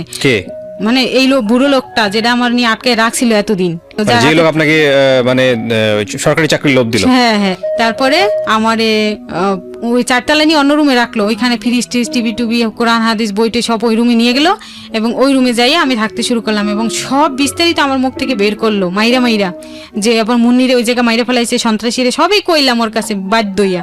এরপরে কইলো যে এবার তুই যদি মোড়ামুড়ি করিস তাহলে তোরে ওদের হাতে আবার তুলে দিব, কব যে তোরা বলে ভাই, তোরা বলে মুন্নিরে মারছিস, এ বলছে, তখন তোরে নিয়ে ওই জায়গায় মাইরে ফেলে দিবে, তখন আমার আর দোষটা থাকলো না, ঠিক আছে, তখন আমার আর দোষটা থাকলো না। তখন আমি তোর বাপমার কাছে যদিও কোনোদিন আমার এই নাম্বারে করে আসে, আমার যদি পায় কোনোদিন, আমি বলুম যে আপনার মেয়ে খারাপ ছিল, এই কারণে আমি চাকরি দেই নাই, আগে থেকে খারাপ ছিল, এই সেই বললে আমি একটা মিথ্যা মতো বললে আমি বুঝাই দিব, আর মর্ষ ওদের হাতে আমি নিজেই পত্রিকা করে দিব, ঠিক আছে, এটা কয়ে দিল, পত্রিকায় দিয়ে দিবে, তাহলে মানুষ দেখবে যে মানুষ নিয়ে আমার মারছে, ও তো আর মারে না, ও সাফাই থাকবে। যাই হোক, আল্লাহর কাম আল্লাহ করে, তাহলে আমার ওইগুলো বইলা ভয় দেখাইয়া বিয়ে করলো কি, একটা মৌলবি ডেকে নিয়ে এলো, জাস্ট এই অমুকের মেয়ে অমুকের ছেলে, এই কোনো রকম বিয়ে করলো, কোনো ডকুমেন্টস নাই কিন্তু সরকারি। যাই হোক, এরপরে আবার কয়েকদিন গেল, 3-4 মাস 5 মাসের মতো গেল, যাওয়ার পরে আমার পেটে বাচ্চা আসছে। আমি কিন্তু বুঝি না আমার বাচ্চা আসছে, খালি বমি হয় এটাই বুঝি, শরীর দুর্বল লাগে, ওখানেই কিন্তু আসি। থাকার পরে 4-5 মাস যখন হয়ে যায়, তখন উনি একটা মেরি স্টপ ক্লিনিকে নিয়ে যায় আমারে, ওটা হলো গাউসিয়া রোডে, মেরি স্টপ ক্লিনিকে নিয়ে একটা কার্ড বানায়, আর 5-6 মাসে নাকি সুই দিতে হয়। তো ওই সুইয়ের জন্য আমি জীবনে সুই দিইনি, ওষুধ যাই খাইছি ছোটবেলায়, কিন্তু সুই কোনোদিন দিইনি। একটা নিডি ফ্যামিলির, গ্রামীণ নিম্নবিত্ত পরিবার, একেবারে চরম দারিদ্র অবস্থার একটা পরিবারের একটা মেয়ে শুধুমাত্র দুবেলা দুমুঠো ভাতের জন্যে ঢাকা শহরে, অচেনা একটা শহরে আসার পরে তার জীবনটা কতটা ভয়াবহ অবস্থায় যেতে পারে রং হ্যান্ডে পড়ে, সেটা বোঝার জন্য আজকের এই গল্পটা, মানে অসাধারণ গল্প। বলেন তারপরে মেরি স্টপে নিয়ে গেল, মেরি স্টপে নিয়ে যখন উনি আমার নাম টাম লেখাইলো, তখন ওনার কাছে কিছু জিজ্ঞাসা না কইরা ওই মেরি স্টপের মহিলা আমারে বলে কি তোমার বাবা? তখন আমার জীবনে মনে করেন আমার মনটা চাইছে যে আমি ওখানে শেষ হয়ে যাই, আমার জীবনটা ওখানে শেষ করে দিই। আল্লাহ, কি হইলো আমার কাছে, ইনি কি তোমার বাবা? তারপরে আপনি কি বললেন? আমি বললাম না, উনি আমারে বিয়ে করছে। তখন উনি আমার সারা রাস্তা রিক্সা পটায় নিয়ে গেছে। বলিস না এগুলো ঠেগুলো হোটেলে থাকিস, এই সেই, তুই কোনো কিছু বলবি না। কিন্তু আপনি ওই বিয়ে করার পর ওনাকে জিজ্ঞেস করেননি তোমার বাড়ি কই? হ্যাঁ, জিজ্ঞেস করছি। উনি বলছে যে আমার বাড়ি রংপুর। সেটা না, ঢাকা শহরে আর কোনো বাড়ি আছে কিনা, তুমি এখানেই থাকো কিনা, এগুলো বলেন নাই? হ্যাঁ বলছি। উনি বলছে যে এটার প্রতিষ্ঠানের মালিক, পরবর্তীতে বলছে, আগে কিন্তু বলেনি। আগে বলছে যে আমি হোটেল ম্যানেজার ছিলাম, আমার বাসা ওইখানে ছিল, আমার একটা বউ ছিল, বিয়ে করছিলাম, আমার একটা মেয়ে আছে, বউ ক্যান্সারে মারা গেছে। আমার একটা মেয়ে আছে, এই কথা সাধারণত বিয়ে করলে তো বাড়িতে নিয়ে রাখার কথা, ব্যবসায়িক প্রতিষ্ঠানে তো রাখার কথা না। হ্যাঁ হ্যাঁ, তো সে বাড়ি থেকে নিয়েছে আপনাকে? পরে নিয়েছে, তো পরে সেই কথা। আচ্ছা হ্যাঁ, তারপর হ্যাঁ তো বলেন। যাই হোক, পরে আমি ভাবলাম কি যে আমার বাচ্চা আসছে, আমি এখন কি করতে পারি, পালাবো কিভাবে। তো উনি যাই হোক, পরে মেয়ের স্টপের ওই বেডি আল্লাহ আল্লাহ করতে করতে হাই হাই করতে, এই বুড়ো লোকটার সাথে তোমার কিভাবে বিয়ে হইলো, হায় আল্লাহ তোমার কি, তুমি তো এর মেয়ের থেকে ওর নাতির সমান হবা তুমি, কিন্তু বলবেন না যে আমার মেয়ে বাচ্চা হইবে, কারণ ওনার একটা মেয়ে আছে, ওনার বউ মারা গেছে, ঠিক আছে, এই জন্য উনি আমার বিয়ে করছে যে আমার পেটে যাতে একটা ছেলে হয়, ঠিক আছে, যে মেয়ে হবে এটা বললে না, বললে ও বাচ্চাটা পাড়াই পুরাই আমার বাড়ি করে ফেলাইবে, নষ্ট করে ফেলাইবে। তো উনি বললো যে আচ্ছা বলবো না, উনি আর বলে নাই। তো আমার আলোচনা করে উনাকে বললো যে রিপোর্ট খুব ভালো, আপনি ওকে বেশি বেশি হলুদ ফল ফ্রুট খাওয়াবেন, ঠিক আছে, কারণ ও রক্ত শূন্যতা, ও মনে হয় কি যে বিল্ডিং এর উপরে থাকে কোনো পানি পায় না, এরকম রক্ত শূন্যতার ও অর্ঘুমা থাকে বেশি, এই জন্য বাচ্চাটা কিন্তু দুর্বল হয়ে যাবে ও যদি দুর্বল থাকে, এবং আপনার কিন্তু ছেলেবাবু হবে। এই কথা বলাতে উনি আমার বেশি বেশি খাওয়াচ্ছে এবং সুই দেওয়াচ্ছে, রীতিমতো ওষুধ এনে দিচ্ছে বাইরের থেকে, ভালো ভালো আয়রন ট্যাবলেট ওগুলো আবার আমি প্রিসক্রিপশন থেকে পড়ে খাই, কারণ আমার আবার বৃষ্টি খাওয়াইবে নাকি এই অবস্থায়, এই জন্য পড়ে খাইয়ে 6 মাস চলে গেল, 7 মাসে পড়ছে। তখন 7 মাসে যখন পড়ছে তখন আবার র্যাবে রেট দিছে হোটেলে, ঠিক আছে, তখন আবার এতদিন মানে পাহাড়ে টাকা ঢাইলে র্যাব পুলিশের মুখ অফ করে রাখছে, রেট না দেয়, ঠিক আছে। এখন যেহেতু 7 মাস হয়ে গেছে, এই নিউজটা মনে হয় কেউ দিয়েছে থানায়, ঠিক আছে, একটা অপরন্ত মহিলার আইন না আটকাই রাখছে। ওরা 4-5 জন পার্টনার ছিল, ঠিক আছে, ও ছিল একক মালিক, কিন্তু ওর আরো পার্টনার ছিল, সেই পার্টনাররা মনে হয় কোনো খোঁজখবর লাগছে, কারণ পার্টনারে দ্বন্দ্ব ছিল, ঠিক আছে, দ্বন্দ্ব ছিল। যাই হোক, পরে থানার থেকে র্যাব আসছে, র্যাব আসার পরে রাত্রেবেলা বলল যে এই আসছে, এসে ধরছে, কলেজ গেট ভাঙিয়ে ঢুকছে, তালা ভাঙিয়ে ঢুকে রাত্রে এসে ধরছে, দইরা আমাদের দুজনের হ্যান্ডকাপ লাগাইছে, হ্যান্ডকাপ লাগাই পরে সব আপনাকে এবং আপনার জামাইকেও? হ্যাঁ, হ্যান্ডকাপ লাগাই বলছে এটা কি হয় আপনার, ওনার বলছে আপনি একটা মুরব্বী, মেয়েটা একটা কোসি বাচ্চা, আপনি কি কোসি বিয়ে করা শুরু করলেন, বুঝলাম না। তখন উনি বলল যে আমার তো এইটাই পছন্দ, ঠিক আছে, ব্যবসা করি যা, এতেও ভালো মন্দ আমার অভ্যাস, আর এই কোচিং এটাই আমার অভ্যাস, এরকম করে বলতেছে, যেহেতু আমার বয়স বেশি হয়ে গেছে, আমি যদি পাইয়া যদি আমার চেহারাটা ঘুরে বা আমি যদি ওরকম এই ধরনের কথাবার্তা চলছে। হ্যাঁ, এই ধরনের কথাবার্তা র্যাবের সাথে এখানে আমি অনেকগুলো বিষয় এখানে আপনার মিউট শব্দ ইউজ করেছি, আমি এগুলো প্রচার করতে পারছি না, বাট ওনাদের কথোপকথনের কথা উনি বলছিলেন। হ্যাঁ, তারপরে বলেন। আচ্ছা, তখন ওই র্যাব মানে কি ওনার এগুলো কথা শুনতেছে, তখন আমি মানে চুপচাপ দাঁড়ায় আছি, যে র্যাব ধরছে, কয়েক ডিমালা মাছ তো আমরা থানায় নিয়ে কিছু করতে পারবো না, আর ডিমালা মাছ জেলে দিলে আন্ডা ফুটবে জেলে যাইয়া, এখন কি করা যায়, এমন করে কথা বলতেছে র্যাব। সে ধুমকি মাইরে আমাদের নামাই নিয়ে যাবে তা না, আমি দৌড়ে বাড়ি যাবো তা করে না, ঠিক আছে, ওগুলো রহস্য আলাপ করার পরে হ্যান্ডকাপ তো লাগানোই দুইজনের হাতে। তখন উনি বললো কি ভাই সিস্টেম করে হালান, এমনি করে সিস্টেম করে হালান, মানে কি সাইরা দাও, ঠিক আছে, টাকা পয়সা দিয়ে দেবেন, আমার ম্যানেজার নিয়ে যাবেন টাকা পয়সা, এটা সিস্টেম। তা আমি তো এসব বুঝি না।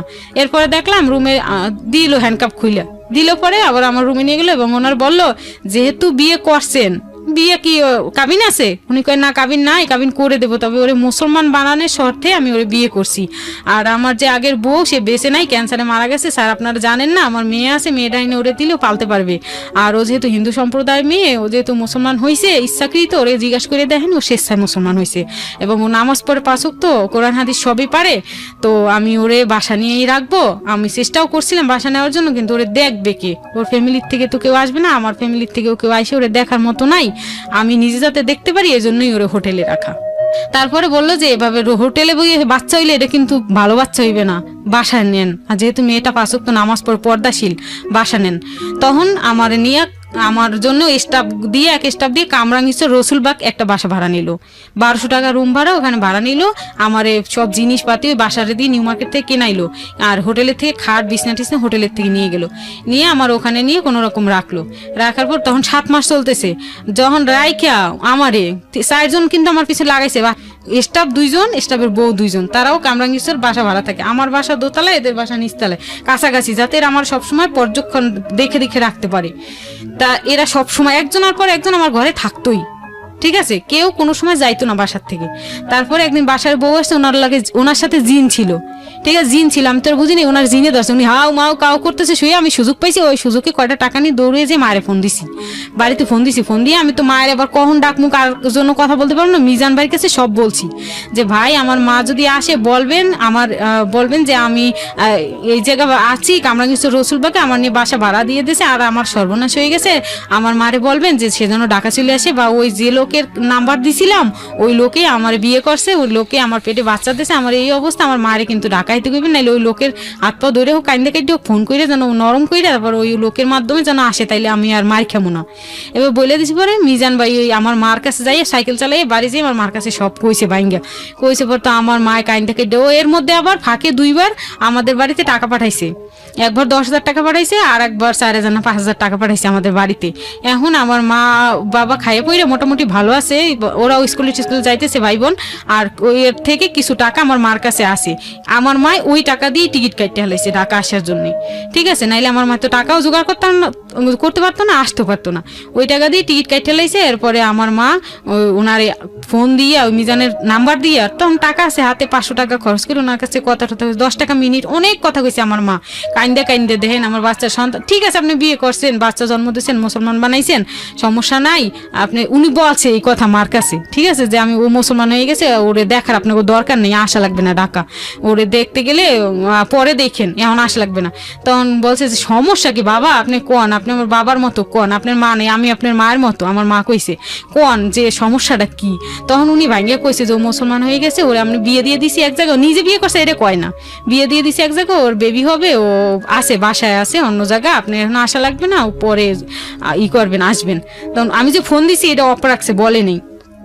এরপরেও মা নাসর বান্দা মা আসবি ঢাকা, ওনার কাছে কাইটে ফোন করলো, পর রাত্রে উনি আইসে আমারে বললো বাসায় আসছে, বাসায় ঠিক মতো আবার কিন্তু আসতো না, ওই বাসার বোন এলে শাহ আলমের বউরে আমার কাছে শোয়াইতো, আর ও রাত্রে ঠিক মতো বাসায় আসতো না, আমি যে একটা অপরন্ত মানুষ আমার যে দেখাশোনা করা লাগবে বা আপনজন আমার কেউ নাই, তাই বলে উনি বাসায় আসতো না।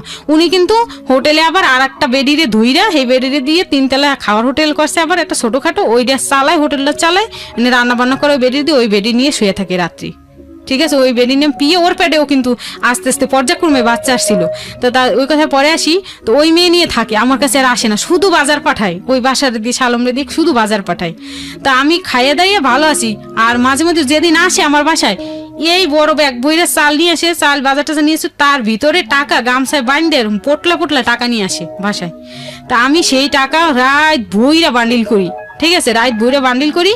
তা আমার চোর আমি নিয়ে আমার কোনো দিন ছিল না, তাইলে আমি কিন্তু 1 পোটলা নিয়ে বাইকে যেতে পারতাম, কিন্তু আমার কোনোদিন, আমি গরিবের ঘর সন্তান ভাই, কিন্তু আমার লোভ নেই, কোনোদিন কোনো লোভ নেই, কিন্তু লোভ আমার ছিল না, আমি তখনও অসহায় ছিলাম। যাই হোক, তারপরে আমি করলাম, আমার মা আসলো, আমার মা আইসা উনি নিয়ে আসলো, মারে যোগাযোগ করে নিয়ে আইসা আমার মার কাছে বললো যে ওর পেটে 7 মাসের বাচ্চা, এখন আমি করছি এগুলো, সেই মাপ চাইছে মার কাছে। তোর মা কইলো কি তাইলে আপনি এখন আমাদের বাড়ি চলেন, আইসি যেহেতু এত দূর থেকে আপনারা নিয়ে যাও, মেয়ে জামাই হিসেবে নিয়ে যাবো, আমি তো মুসলমান, ও মুসলমান হয়ে গেছে, আপনি কি হিসাবে নেবেন। তখন উনি বললো কি যে আমি তাইলে, মা বললো কি তাইলে আমাদেরও তো সম্মানের ব্যাঘাত, তাইলে আপনি কিভাবে যেতে চান আপনি বলেন। তখন উনি বললো কি যে আমি হিন্দু পরিচয়ে যেতে চাই, আমার নাম থাকবে রণজিৎ, ঠিক আছে, এবার রণজিৎ। তো যাই হোক, রণজিৎ নাম থাকবে, আর ও শাখা সিঁদুর পরে যা বাড়ি যাইবে। আমি কই না, আমি তো পর্দা, আমি শাখা সিঁদুর পরবো কেন, আমি তো মুসলমান সব শিখছি, আমি শাখা সিঁদুর আর পড়তেছি না, আমার ওটার প্রতি ইন্টারেস্ট নেই ভাই, যেটা সত্যি কথা। তো উনি ওটা পড়াইতে চাইলো, ঠিক আছে, উনি যেহেতু চাচ্ছে, আমার স্বামী যেহেতু চাচ্ছে মুসলমান ঘরে জন্ম হইয়া, আর আমি হিন্দুর ঘরে জন্ম হইয়া, আমি চাচ্ছি না, আমার অপরাধ হইবে না, গুণ হইবে না, ঠিক আছে, ও গুণ হইলে ওনার হইবে। This is actually the difference, মানুষ এবং অমানুষের মধ্যে পার্থক্যটা এখানেই। হ্যাঁ বলেন। তারপরে ওনার গুনার ভাগে উনি হবে, এই জন্য আমি পড়ছি, পইরা সিঁদুর টিঁদুর লাগাইছি, এরপর শাড়ি পরছি, পইরা বাড়ি গেছি, উনিও গেছে গাড়িতে।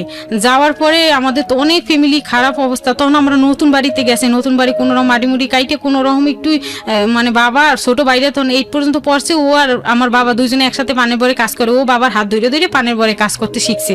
তো দুইজনে যাই পায়, ওরে দেয় 40 টাকা, বাবার দেয় 50 টাকা, ঠিক আছে, দুইজনের যা দেয় এটা দিয়ে আস্তে আস্তে কোনো রকম ওই ফুপুর বাড়িতে থাকে খাইয়া লইয়া দানটা টান কাইটা মাইসের আমার মা আমার বোন মাইসের বাড়ি কাজ টাজ করে যাই একটু টাকা পয়সা গুছাইছিল, আর আমিও কিছু টাকা দিছিলাম, অন্তত 2-1 পয়সা যাই বাসায় রাখছিল, ওই মিলে জিলে 3-4 হাজার টাকা মাটি কাটাইছে আর বাঁশের খুঁটি দিয়ে ছোট একটা ঘর তুলছে। তা আমি আর আমার ওই বর স্বামী আমরা দুজন যাই, ঠিক আছে, যাইয়া বাড়িতে থাকি 2-3 দিন। এর ভিতরে গ্রামের থেকে চাপ আসছে, কারণ উনি যত লোক আসে সবার পায়ে হাত দিয়ে সালাম করে, আর মুসলমানদের সালাম হিন্দুদের নমস্কার পার্থক্য আছে, ঠিক আছে, ওই সালাম দেখে লোকে টার্গেট করে ফেলে। আপনারা যতই কন যে হিন্দু বা এর নাম রণজিৎ, যতই কন আমরা এর চলার গতিতে আমরা মনে করি যে মুসলমান, ঠিক আছে। আর উনি যে আমাদের বাড়িতে গেছে অজস্র টাকা খরচ করতেছে, অজস্র মিষ্টি বিতরণ করতেছে, অজস্র মেয়েরা আসতেছে তাদের শালিটালি কইয়া আর কি দুষ্টমি করতেছে, আর মনে করেন যে মানুষের কাছে উনি অনেক ভালো হইতেছে টাকা পয়সা খরচ করিয়া। আর আমার বাবা মা মনে করেন লজ্জাতে, বয়স্ক দিককে লজ্জাতে তো নেই, কিন্তু আমার আর আমার মার একটা প্ল্যান ছিল কি যে ওনারে নিয়ে আমরা বাড়িতে বাচ্চা পেটে আসছে, তাই কি ওনার কাছ থেকে ভবিষ্যৎ আদায় করে রাখবো, এটা প্ল্যান ছিল, ভবিষ্যৎ আদায় করে ওনার কাছে রাখ, এবার বাচ্চা হোক যা হোক হোক, কিন্তু আগে আমার ভবিষ্যৎ দরকার। ওনার লক্ষ লক্ষ টাকা আছে, আমারও তো কিছু দেয় নাই, কোনোদিন নাকের ফুলটাই দেয় নাই, বিয়ে করছে তাই কি নাকের ফুলই দেয়নি, ওনার কাছ থেকে আমার ভবিষ্যৎ আদায় করে নেবে, এটা ছিল চিন্তা। কিন্তু আমার আত্মীয় স্বজনের কাছে যাদের মাধ্যমে আমরা ওখানে গেলাম তাদের কাছে যখন বলছি যে ওনার আটকাই একটা কিছু আমার ভবিষ্যৎ করে নাইলে আমার বেবি হবে কয়েকদিন পরে, আমি কই যাবো, ওনার যদি বউ বাচ্চা বাইরে হয়ে পড়ে বা ওনার যদি কোনো একটা অ্যাক্সিডেন্ট হয়ে যায়, উনি কিন্তু এরকম ব্যবসা করে, ঠিক আছে, আমার মার কাছে কইছি, কিন্তু আমার মা তো কারো কাছে কইতে পারে না, প্রকাশ করতে পারে না। আর মা কইছে কি যে ওনার যদি বুড়ো মাঠের মধ্যে মরে যায় তখন আমার মায়ের কি হইবে, ভবিষ্যতে একটা আদায় করে রাখি, যা করছে জীবনে টাকা হলে সবকিছু, আমার মা এরকম একটা চিন্তা করছে। কিন্তু আমার আত্মীয় স্বজন আরো আইয়া আমারে মারে ধরে, আমার মারে খারাপ ভাষা কয়, তোদের মান সম্মানে তোদের আমাদের বাড়ির পাশে এনে জায়গা দিয়ে আমাদের সম্মান নষ্ট, আমাদের এই সেই, আমাদের উল্টো। এটা পুরো বাংলাদেশের চিত্রটাই তাই। হ্যাঁ, আমাদের উল্টো, ওনারা কিছু কয় না। পুরো বাংলাদেশের মানে সামাজিকতার চিত্রটাই এরকম। হ্যাঁ, দুঃখজনক হলো সত্য। যাই হোক, পরে ওনার কোনো টাকা পয়সা চাওয়ার জন্য কিছুই না, উনি ভালো, আমি খারাপ, আমরা খারাপ। তো যাই হোক, তারপরে ওনারে এলাকার কিছু কিছু বকাটে ছেলে আছে, এরা ওনার টার্গেট করছে, যেহেতু পয়সাওয়ালা, ও তো কিছু পাইবেই না জীবনে, আমরা যদি 10-20 হাজার পাই আমরা গাঁজামত খাইতে পারবো, আবিজাবি খাইবে, এই জন্য ওর কাছ থেকে দান্দা করবে, ওরে বাইন্দা বা মারবে ধরবে, এরকম একটা চিন্তা যে করছে। এটা যখন আমি বুঝতে পারছি, আমি মনে মনে মানে একজন এসে বলছে, একজন বাজারে পানি দেয় দোকানে দোকানে এক মহিলা, হে আবার আমাদের বাড়িতে আসে মাঝে মধ্যে পান টান খায়, আমার বাবা ঘরে কাজে গেলে পানি নিয়ে খাওয়ায়। যাই হোক, ওই লোভে বইলে দিছে আমাদের কাছে, তোমাদের কিন্তু আজকে রাতে বাদ দেবে, ঠিক আছে, তোমার পেটের বাচ্চাও পাড়ায় বাই করে হালাইবে, আর ওই মুসলমান বেটা, ওই বেটার মুসলমান ধরা পড়ে গেছে মানুষের কাছে চাল চলনে, এর কিন্তু খবর আছে, নাইলে কিন্তু ভাগ ওইখান থেকে। এই কথা যে কইছে, আমরা তো মনে করেন রেডি, গাটি গোটা গোল পুরা।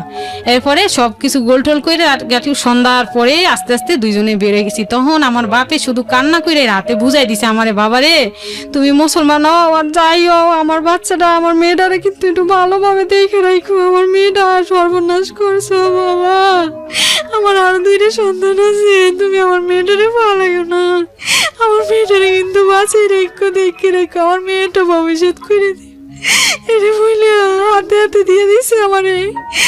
আমি চলে আসছি টাকা ওর সাথে, টাকা আসার পর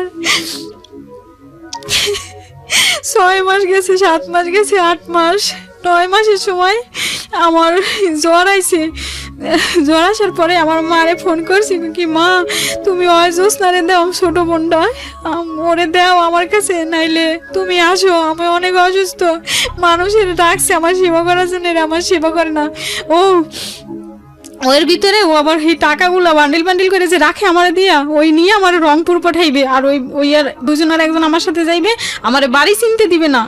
পরে আমার বোনেরে পাঠাইলো আমার মা, পাঠানোর পরে আমার এখন বাচ্চা হইবে, ঠিক আছে, আমার বোনেরে পাঠাইলো, গাড়িতে উঠে দিল, যেভাবে ওটা আনা লাগে আমি আনলাম রিসিভ করে। তারপরে আমরা ঢাকা চলে আসার মানে 10-12 দিন পরেই আমার শরীর খারাপ, এরকম ভালো লাগে না। পরে আমার বোন আসার পরে উনি বুঝতে পারছে যে হয়তো আমার মাস দিন চলে আসছে। তারপর মেরে স্টপে গেলাম, চেকআপ করাইলাম, এবার আমার বেবি হবে। তারপরে উনি বললো যে আপনার বেবি হওয়ার বাকি আছে তো 15-20 দিন। তখন উনি আবার একটা ফ্ল্যাট বাসা ভাড়া নিল, ঠিক আছে, ফ্ল্যাট বাসা ভাড়া নিল। তখন আমরা গাটি বস্তা নিয়ে ফ্ল্যাট বাসায় চলে গেলাম। তারপরে ওই বাসায় যাওয়ার পরে বাচ্চা হওয়ার পরে বাচ্চার অনেক অসুখ হয়। বাচ্চা তো মেয়ে হলো, তখন হ্যাঁ মেয়ে হয়েছে, মেয়ে হওয়ার পরে ম্যাটানিতে বাচ্চা হয়েছে, আমি কার্ড নিয়ে আসছি ভাইয়া, ম্যাটানির বাচ্চা হয়েছে। পরে আমার যখন মেয়ে বাচ্চা হয়েছে, নর্মালি বাচ্চা হয়েছে, এমনি কয়টা স্টিচ পড়ছে, নর্মাল সিজার যাকে বলা হয়, আমি হাঁটতে পারতাম না। আমার মেয়ে হয়েছে যখন শুনছে, তখন আর আসে না হসপিটালে, আমাকে বাদ দিয়ে দিছে টোটালি বাদ দিয়েছে, ফোন রিসিভ করে না। ডাক্তাররা ফোন দেয়, আমার মেয়ে হয়েছে 11:55 2006 সালের হইলো 7ই জুন 11:55 আমার বাচ্চা হয়েছে বুধবার। উনি আর আসে না। এবার আমার বোন সন্ধ্যার সময় একা একা মানুষের কাছে জিজ্ঞেস করতে করতে রান্না করে আমার কাছে জন্য ভাত নিয়ে, ও জানতো যে আমি মেয়েটা নিতে যাচ্ছি, বাড়িওয়ালার কাছে জানে আমি কাট করছি, জানে সব। ওই বাড়িওয়ালি যেভাবে যেভাবে বলে দিছে, ও ভাত নিয়ে একা একা আসছে বিকেলে। আইসে দেখে আমার বাচ্চা এক জায়গা, আমি আর এক জায়গা। ঠিক আছে, আমি ওই বেডে ওইভাবে রক্তাক্ত অবস্থায় আসি, আমার বাচ্চাও কেউ ধরে না, আমি ধরে না। বাচ্চা কানতে কানতে চিল্লিতে গলা ওখানে ভাঙে, এবার চুপচাপ। এবার আমি মনে করছি মরে গেছে। আমি যতই বলি বাচ্চা আমার কোলের কাছে দেন, আমি বুঝছিলাম আমার কোলের কাছে দেন, কেউ দেয় না। সবাই বল বকশিস, টাকা বকশিস, এরকম সরকারি হসপিটালে। ঠিক আছে, আমি টাকা কোত্থেকে দিব? আমার নিজেরই ব্লিডিং বন্ধ হয় না, সেই ওষুধটাই আমি খাইতে পারতেছি না, কেউ দেয় না। তাইলে আমি টাকা কীভাবে দিম? যাই হোক, পরে উনি ওনার ফোন দিতে দিতে ডাক্তাররা ফোন দেয়। এরপরে সন্ধ্যার সময় আসছে, আইসা কোনো রকমে নিয়ে গেছে, কোনো রকমে ওইখান থেকে 2 দিন না 3 দিন ছিলাম। এরপর খরচ বরচ যা ছিল দিয়া নিয়ে গেছে। নিয়ে যাওয়ার পরে আমার মারে বলছি, তুমি মামা বাড়ির কথাও বললে, এলাকার মানুষ বুঝে গেছে, আসতে দিবে না আমার মায়ের, ধর্মাধর্মীর ব্যাপার করে। উনি পর্যায়ক্রমে আমার অস্বীকার করে, বাচ্চা অস্বীকার করে। বাচ্চা যখন ম্যাটার্নিতে ধানমন্ডি 11 নিবেদিত হসপিটাল নিয়ে চিকিৎসা করে, নিউমোনিয়া হয়েছিল, 1 মাস মেডিকেলে ছিল। আমার মা বোনের উপর অত্যাচার করছে। আমার মা যেদিন বাসায় যায় রান্না করতে, আমার বোন আবার যায়, তখন অত্যাচার করছে মার উপর, বোনের উপরে। তখন তারা আমার ফেলে থুয়ে চলে যায়। তারপরে আমার বাচ্চাটা আমি মানে মেডিকেল থেকে নিয়ে আসার পরে তারা আমার রেখে চলে যায়। চলে যাওয়ার 1 মাস পরে হোটেলে মার্ডার হয়। মানে ওরা একটা পার্টনার মার্ডার হয়। তখন ও মার্ডার কেস খেয়ে জেলে যায়। জেলে যখন যায়, থানায় যখন নিয়ে যায়, তখন আমি তো জানি না। ওই দিন আমার বাসায় আসছিল বাচ্চা দেখার জন্য, মাঝে মধ্যে আসে। ঠিক আছে, ওর ঢাকাও কিন্তু একটা বউ আছে, আমি কিন্তু জানি না। তো যাই হোক, ওই বাসায় থাকে, আবার হোটেলেও থাকে, ওই সেমরিতে সময় দেয়, আবার আমার কাছে মাঝে মধ্যে আসে, কিন্তু খরচ টরচ দেয়, কর্মচারী দিয়ে পাঠায়। তারপরে আমি আমার মেয়ে 1 মাসে যখন হয়ে গেছে, একটু দেখতে শুনতে সুন্দর, খুবই সুন্দর আমার বাচ্চাটা। এখন আমি আপনার দেখাবো না না, আমাকে দেখাতে হবে না, আমি পরে যাই দেখব। হোক, বাচ্চাটা কিন্তু খুবই সুন্দর। আমার এখন বড় হয়ে গেছে, 13-14 বছর বয়স। ভালো স্টুডেন্ট, খুব ভালো স্টুডেন্ট, আল্লাহ দিছে আমারে। ঠিক আছে, কিন্তু আমি আপনার বাচ্চার গল্পটা একটু পরে আমি জানি, তার আগে একটু বলেন। ওই মার্ডার কেসে ওনাকে ধরে নিয়ে গেল? হ্যাঁ, ধরে নিয়ে গেল। তারপর আমি থানায় গেলাম বাচ্চা নিয়ে। আমি চ্যানেল 1-এ দেখলাম, টিভি দেখতেছি তো বসে বসে, কই 2 ঘন্টা আগে ঘরের থেকে বের হয়ে চলে গেল। এর ভিতরে হেরে টিভিতে দেখা যায় খবরে, চ্যানেল 1-এ। তার মানে কি খবরে কি দেখাচ্ছিল? খবর দেখাচ্ছে যে হাতিরপুল কাজাবাজার মোড় হোটেল মালিকিনী সন্ত্রাসীদের গুলিতে মালিকে দ্বন্দ্বে চাঁদাবাজির কারণে সন্ত্রাসীদের হাতে খুন। ঠিক আছে, 4 জন মালিক সহ কয়েকজন স্টাফ, কয়েকজন প্রতিটা মেয়ে আটক, এইভাবে লেখা আসছে। তখন আমি কইলাম কি, ফোন দিয়ে দেখি, ফোন ধরে সবই দেখতেছি আমি টিভির ভিতরে, ফোন কি আর ধরে?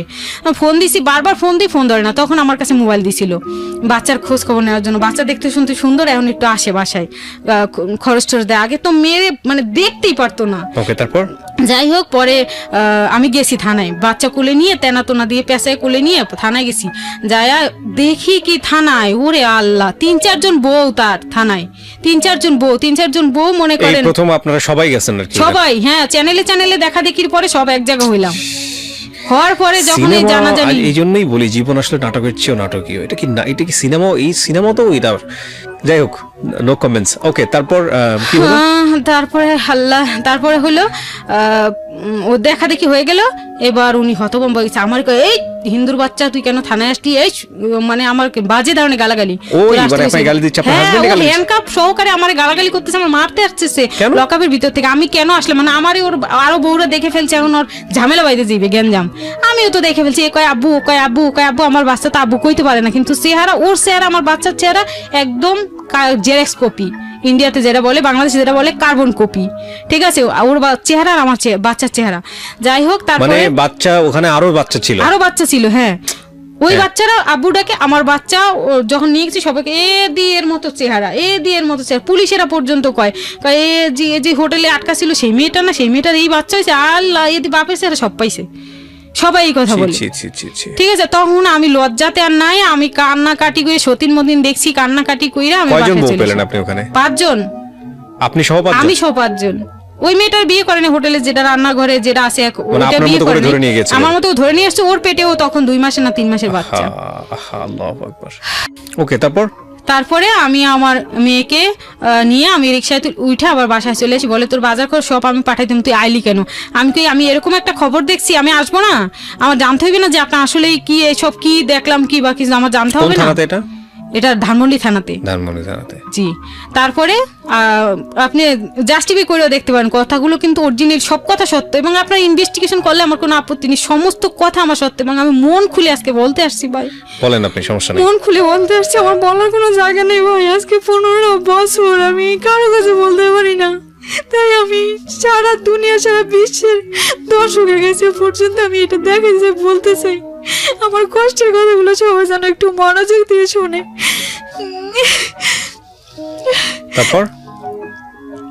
তারপরে বাসা আসছি, আসার পরে আর ওনার কোনো খোঁজ নাই। উনি জেলে গেল, 14 লক্ষ টাকা খরচ করে 1-2 মাস পরে ওনারা হাইকোর্ট থেকে জামিন করে বের করলো। ওনার আগের বউরা দৌড়াদৌড়ি করে বের করলো। আমার এক লোক দিয়ে খবর পাঠাইছে বাসায় যে আমি যেন কোনোদিন আর না যাই জেল গেটে। তখন আমি ফোন করে আমার বাইরে নিয়ে আসছি দেশের থেকে। আমি বলছি, ভাই যদিও আমি ধর্মশিরা আসছি, তুই তো ছোট, কিছু বোঝো না, একটু আয়। তুই কয় কি আমার পাড়ের বাড়ি একদিন কাজ করলে 40 টাকা হইবে, তুই দিবি? আমি দিব, তুই আয়। তারপরে আইসে, আইয়া ওরে প্রতিদিন জেলখানা পাঠাইছে। ওর কয়টা বউ কার আছে তুই দেখবি। যখন ও যখন জেল গেটে যায় তখন দেখি অনেক সুন্দর একটা বাচ্চা নিয়ে বুড়ো এক বেডি বনি প্রতিদিন আসে। তখন ওয়াইসে কয় কি, আমাকে বাবুর চেয়েও অনেক সুন্দর একটা বাচ্চা নিয়ে একটা বেরিয়ে, কিন্তু বাচ্চাটা প্রতিবন্ধী, বাচ্চাটা কথা বলতে পারে না, অনেক সুন্দর দেখতে, মানে বাংলাদেশে কইতে গেলে শ্রেষ্ঠ বাচ্চা, এটা ও বলে।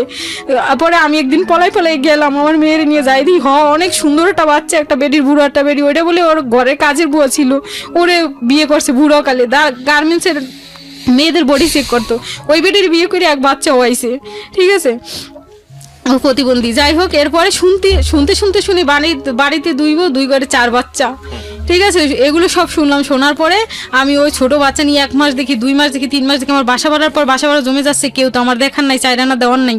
তারপরে আমি চলে গেলাম রংপুর, মানে জিত করে মানুষের কাছে সব শুনে রংপুর চলে গেলাম। যাইয়া এরপরে যখন গেছি আমারে আর চিনে না, আমার বাচ্চারাও চিনে না, আমারও চিনে না। ও কিন্তু জেল থেকে বেরোইয়ে ওর বউরা কিন্তু রংপুর নিয়ে গেছে 2টা, ঠিক আছে, রংপুর চলে গেছে। এরপরে আমার আর পরিচয় দেয় না। আর বাচ্চা যদি আব্বু আব্বু করতে চায় না, তখন তো আব্বু করতে পারে না, তখন তোমার তো 2 মাস বয়স। তখন পরবর্তী কথা এটা, তখন আর কি যখন রংপুরে নিয়ে গেছি, উনি আর আমার বাড়িতে যাইতে দিল, রাস্তার থেকে আমার ব্যাক করে দিল, ঠিক আছে, ব্যাক করে দিল। পরে ওখান থেকে আমি ব্যাগ হয়ে আবার ঢাকা চলে আসলাম। এরপরে 2 বছর আমার সাথে যোগাযোগ করে না, 2 বছর যোগাযোগ করে না, ফোন দিলে ফোন কাইটে দেয়। আর আপনি কি করতেন এই 2 বছর? এই 2 বছর আমি কারখানায় কাজ করছি, গার্মেন্টসে আর যাই নাই, কষ্ট দেখা কারখানায় কাজ করছি, মানুষের বাসা বাড়ির কাজ করছি। বাচ্চাটা কোথায় থাকতো? আমার বাচ্চাটা কিছুদিন আমার বোনে ছিল, আমার বোনের কাছে রাখছি, কিন্তু ওই মার্ডার কেসের হাজিরা দিতে যখন আসতো ঢাকাতে, তখন আমার বাসায় আসতো, থাকার জায়গা ছিল না, আমার বাসায় আসতো। আর ওই যে বললাম প্রতিবন্ধী বাচ্চা, ওই বেডিরে নিয়ে আমার বাসার জিনিসপত্র সব টাইনে নিয়ে নোয়াখালী ওই বেডিরে দিয়েছে। আর আমি শুধু একটা খাট নিয়ে থাকতাম। যেই হোটেলে আপনাকে বন্দি করেছিল, ওই হোটেল তখন কি অবস্থা? হোটেল তখন সিলগালা করে দিয়েছে, মার্ডার হওয়ার পর সিলগালা করে দিয়েছে। সিলগালা করছে। ওটা না, আরো 2টা হোটেল। কয়তলা হোটেল ছিল এটা? 5তলা। জি, আচ্ছা, এটা সিলগালা করলো, আরো 2টা হোটেল সিলগালা করলো। ওই 2টা হোটেলেও মার্ডার হয়েছে, ওটা আগে পরে আমি ওটা জানি না ভালো, মানে এগুলো র্যাবে সিলগালা করে, র্যাবে সিলগালা করছে। তো যাই হোক, পর্যায়ক্রমে সব হোটেল সিলগালা হয়ে গেছে। আর ওর ঢাকা শহর তেমন কোনো কর্ম নেই, তাই ও এখন বাড়িতে থাকে 2 বউর মাঝখানে। 2 বউ আছে বাড়িতে, 2 বউর 4 সন্তান। ওগুলো আমি পরবর্তীতে আবার ভালো করে দেখছি, শুনছি, জানছি, মানুষের কাছে আবার শুনছি, আবার রংপুরে যাইও শুনছি। তখন আমি ভাবলাম যে আমার জীবনে আর কি, তখন আমার বোনটারে ফোন করে নিয়ে এসে, কোটি টাকা ছিল সেগুলো কই গেল আপনার কাছে? ও এখনো কোটি টাকার মালিক। আমি চাই যে ওরে যদি কোনো আমার মতো আরো 10টা 20টা মেয়ের, 10টা হাজার মেয়ের ইজ্জত বিক্রি করার টাকায় ওর কোটি টাকা সম্পদ, কেউ যদি ওর সমস্ত কিছু বিলীন করে ধ্বংস করে দিত, যে ও আবার রাস্তার ফকির ছিল আগে, আবার যদি ফকির করে দিত, তাইলে আমি অনেক খুশি হইতাম, জানেন না। আমি এটা আত্মার থেকে কই, কারণ পরবর্তীতে আমার যখন কাবিন দেয়, তখন আমার বাচ্চার, আমার তো কিছু দেয়ই নাই। যাই হোক, ও কথায় পরে আসছি। তো যাই হোক, রংপুরে একবার গেলাম, সন্তান পরিচয় দিল না। আবার আমি বছরকে বছর কারখানা কাজ করে, বাসাবাড়ি কাজ করে, কত কষ্টে যে দিন যায় জানেন ভাই। আমার বাচ্চাটা কেবল খাইতে শিখছে, সিঙ্গারা দেখলে পাগল হয়ে যেত, পুরি দেখলে পাগল হয়ে যেত। আমার কইতো কি, মা একটা পুরি কিনে দাও না। যদি একটা কিনে দিতে পারতাম কোনোদিন, ওইটা সারাদিন খালি চাটতো, খাইয়ে ফেললে আর পাইবে যেন ওইটা খালি সারাদিন চাটতো। বলতো কি, মা আমার একটা চকলেট দুধ কিনে দাও না, মানুষই দেখি না খায়, আমার কিনে দাও না। ও অনেক ছোট ছিল কিন্তু অনেক ভদ্র ছিল, এতটা ভদ্র আমার বাচ্চাটা ভাই। যদি কোনোদিন দেখেন, যদি নিয়ে আসতে পারি, যদি দেখেন, তাহলে দেখবেন যে কতটা ভদ্র। খুব কম কথা। আমার বাবার বাড়ি বরিশালে। ওখানেই আছে ছোটবেলা থেকে। যখন ওর সাথে কেসাকিসি করে সম্পর্কটা নষ্ট হয়ে যায় তখন আমার বাবা মার কাছে দিয়ে দেই। আমার বাবা মারে বলি তোমরা পালো, আমি যা পারি কইরে, আমি যা 2 পয়সা দিতে পারি ও দিয়ে যেন আমার বাচ্চাটা বড় হয়, তোমরা লেখাপড়া শিখ। আমি কি করবো ওরে নিয়ে, কিছু তো করার নেই। ওরে তো ও গ্রহণ করে না, ফোন করে না, যোগাযোগ করে না। এখন যে এই লেখাপড়ায় খুব ভালো হয়েছে, এখন যে সুন্দরী হয়েছে, দেখতে অনেক ভালো হয়েছে, এলাকার মানুষের কাছে শোনে, এখন ও আবার প্রলোভন করতেছে নেওয়ার জন্য, বা ও খারাপ সন্দেহ করতেছে আর কি, যেটা বলা যাবে না। যাই হোক, আমার বাচ্চাটা আমার বাবার বাড়িতে আমার বাবা মার কাছে রাখলাম। আর আমি এখন ইন্ডিয়াতে যাই। ইন্ডিয়াতে আত্মীয় স্বজন আছে, একজনের মাধ্যমে আর কি পাসপোর্ট করেছিলাম। পাসপোর্ট করে ভিসা করে ইন্ডিয়ায় গেছি। ইন্ডিয়া থেকে ব্যবসা করি আর কি, কাপড় নিয়ে আসি, মেয়েদের যত লেডিস আইটেমগুলো আছে এগুলো নিয়ে আসি। নিয়ে এসে ওগুলো দূরে দূরে পুবাইল, গাজীপুর, এই সাভার, নামাপাড়া, ইমানদিপুর, এসব অনেক গভীর গভীর গ্রামে আমি চলে যাই। মানিকগঞ্জের হেদিকেও চলে যাই। সারা দিন আমি ঘুরে ঘুরে কাপড় বিক্রি করি। টাইম হইলে পরে মানুষের ঘরে ঢুকে মুসলমান যদি কাউরে দেখি নামাজ পড়ি, টাইম মতো নামাজ পড়ি। এবং নামাজ পড়তে গেলে অনেক সময় আমার কেউ খাবারও দেয়, ঠিক আছে। আর তাছাড়া মনে করেন এই টাকা পয়সা যেটুকু হয় এটুকু দিয়ে হ্যাঁ বাপ্পার কাছে পাঠাই। আর মাঝখানে আমার বাচ্চারও 2-1টা রোগ হয়েছিল, আমারও 2-1টা অপারেশন ছিল, অ্যাপেন্ডিক্সের অপারেশন ছিল, আবার আরেকটা বাচ্চা আসছিল তখন। আপনি যে আরেকটা বাচ্চা মানে ওরে তখনই ওই কবিতা। এই যে 2006 সালে আপনার বাচ্চা হয়ে গেল, 1 বছরের সংসার, মানে সংসার তো বলবো না, সংসার জাহান্নাম কি বলবো আমি এটাকে।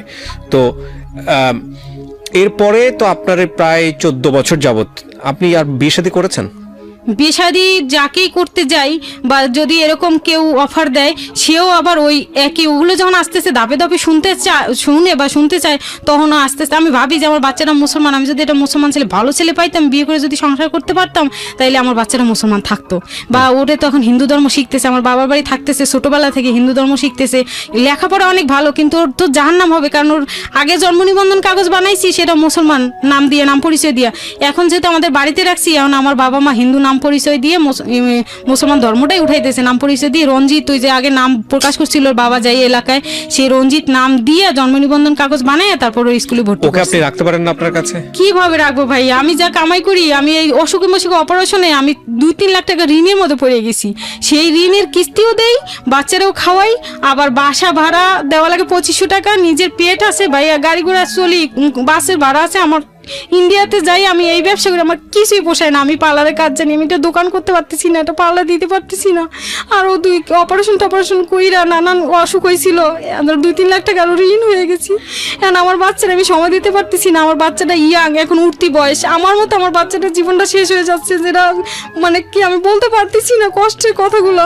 আমার বাচ্চা নানান ছেলেপেলেরা যখন দেয়, সুন্দরী বাচ্চা স্কুলে দেয়, তো ভালো স্টুডেন্ট, নানান ছেলেরা অফার করে, নানান ছেলেরা ফোন করে আমার মার মোবাইলে, আমি ওরে মোবাইল দেই না, মার মোবাইলে ফোন দিয়ে ওর সাথে কথা বলে। কোন ক্লাসে পড়ছো? ও এবছর জেসি পরীক্ষার্থী, বৃত্তি দেবে, বৃত্তি পরীক্ষা, জেসি পরীক্ষা আচ্ছা ঠিক আছে। আপনি পরবর্তীতে 5 কিন্তু A+ পেয়েছে, কাগজে দেখেন A+ পেয়েছে, স্কলারশিপ বৃত্তি পাইছে 5 প্রত্যন্ত একটা স্কুল থেকে এত বড় ভালো রেজাল্ট করছে, সারা গ্রামেও একজন নামি দামি কন্যা আমার, জানেন, এবং দেখার মতো। মাশাআল্লাহ, আল্লাহ চায় তো আপনি যেভাবে চাচ্ছেন সেভাবেই হবে। কিন্তু আপনি আমাকে একটু বলেন, এই 14 বছরে আপনি আর বিয়ে শাদী করেননি? না, আমি আর বিয়ে করতে পারিনি। যদিও আমি 2-1 বিয়ে করার চিন্তা মাথায় নিছি, তখনই আমি ভাবছি যে ওরে তো আমারে নাইলে বউ হিসেবে খাওয়াইলো, যে কোনো বেটা আমার বাচ্চাটাকে দেখতে পারবে না, ঠিক আছে, আমার বাচ্চাটাকে খাওয়াইবে না। হ্যাঁ, ডিভোর্সও দেন না, আজ পর্যন্ত আমি ডিভোর্সও দিই। আমি আরো 2 বার মামলা করছি, জেল খাটাইছি, তারপরে কাবিন নিছি, কাবিন ধরে মামলা করছেন 2 বার? হ্যাঁ, একবার মামলা করছি, বাচ্চা যখন 2 বছর বয়স, তারপর আমার মাইরা পিড়িয়ে গুতে এসে মামলা উঠাই নেছে। আর তখন শুধু আমার জজের চাপে পড়ে একটা কাবিন দিছিল, 1.5 লক্ষ টাকা কাবিন, আর হলো বাচ্চার নামে 1 বিঘা সম্পত্তি দিবে স্টাম্প করে দিছিল। ওগুলো এখনো আছে, দেয় নাই, কিছুই দেয় নাই ভাই। ও সব সময় ক্ষমতা দেখাইছে। কি মামলা করেছেন? নারী নির্যাতনে 9-1 মামলা করেছিলাম লালবাগ থানায়। আচ্ছা, আর আরেকটা করেছিলাম এই যে কাবিননামা দিয়া কাবিনের টাকার মামলা, কাবিনের টাকা নেওয়ার জন্য 1.5 লক্ষ টাকা। তো ওকে কি হয়েছে? পুলিশ ধরেছে 2 বারই? না, একবার ধরেছে, আরেকবার ধরতে পারে না, ওর ক্ষমতার জন্য। প্রথমবার ধরাইছিলাম, ধরায় 2 মাস জেল খাইতে কাবিন দিছিল, আর বাচ্চার নামে জমি রেজিস্ট্রি করে দেবে 1 বিঘা, সেটা 150 টাকার স্টাম্প করে দিছিল। দেওয়ার পরে 2-3 মাস পরে আমার মাইরা ওই মামলা উঠাই নিয়ে গেছে, 2-6 মাস পরে উঠাই নিয়ে গেছে। উঠাই নিয়ে যাওয়ার পরে আবার 1 বছর আমার আর খোঁজ খবর নেই নাই। অতক্ষণে আমার মেয়ে 3-তে 4-এ পড়ে, আমাদের বাড়িতে ওরা আল্লাহর নামে সারা জীবন ওর সাথে যুদ্ধটাই করবেন? যুদ্ধটা করে আসছি ভাই এ পর্যন্ত, কি করব বল। 16 বছর ধরে যুদ্ধ করলেন, কি পেলেন? 16 বছর না 14 বছর? 14-15 বছর। হ্যাঁ, 14 বছর যুদ্ধ করে কি পেলেন? কিচ্ছু পাই নাই। আর মামলা করেছেন, মামলার রেজাল্ট কি? মামলার রেজাল্ট, আমার উকিল চাইছিল ভালো, আমার উকিলের নাম মিজানুর রহমান মামুন স্যার, ওনার উনি অনেক ভালো লোক, উনি আল্লাহওয়ালা লোক, উনি আমার একটা টাকা নেয় নাই, আমার মামলা যে চালাইছে উনি। আপনার পুরো গল্পটা শুনেছে? না, হ্যাঁ শুনেছে, শুনে উনি বলছে মামলা উঠিস না, তোরে কিন্তু পাম দেবে, মারবে, ধরবে, তোরে কাবিন দিয়েছে আর জমি দেবে বাচ্চা নামে, কিচ্ছু দেবে না, কিচ্ছু দেবে না, ও দালাল, হোটেলের দালাল, ও খারাপ লোক, তুই জানিস না, তুই কিন্তু ওরে জেলের থেকে বের করিস না। তাও আমি কাবিন নিয়েছি, আর বাচ্চাটার ইহকাল পরকালে চিন্তা, আমার নিজের চিন্তায়, আর ও বারবার আমার এগুলো বুঝাইতো, জেলে থাইকে জন কোর্টে আনতো, কোর্টে বেশি আমার বুঝাইতো, আমি বুঝে পড়ে, এবং জজ সাহেব আল্লাহ লোক, উনি বলছে কি আপাতত তো কাবিনটা নেই, আমার বাচ্চার নামে 1 বিঘে জমি দিতে চায়, যদি জমিটা পাইতে পারো তাহলে তোমার লাকি চান্স, আর মাসে 4,000 টাকা খরচ দেবে, আপাতত তো এইটা নেও। অন্য বউরা কি করছে জানেন কিছু?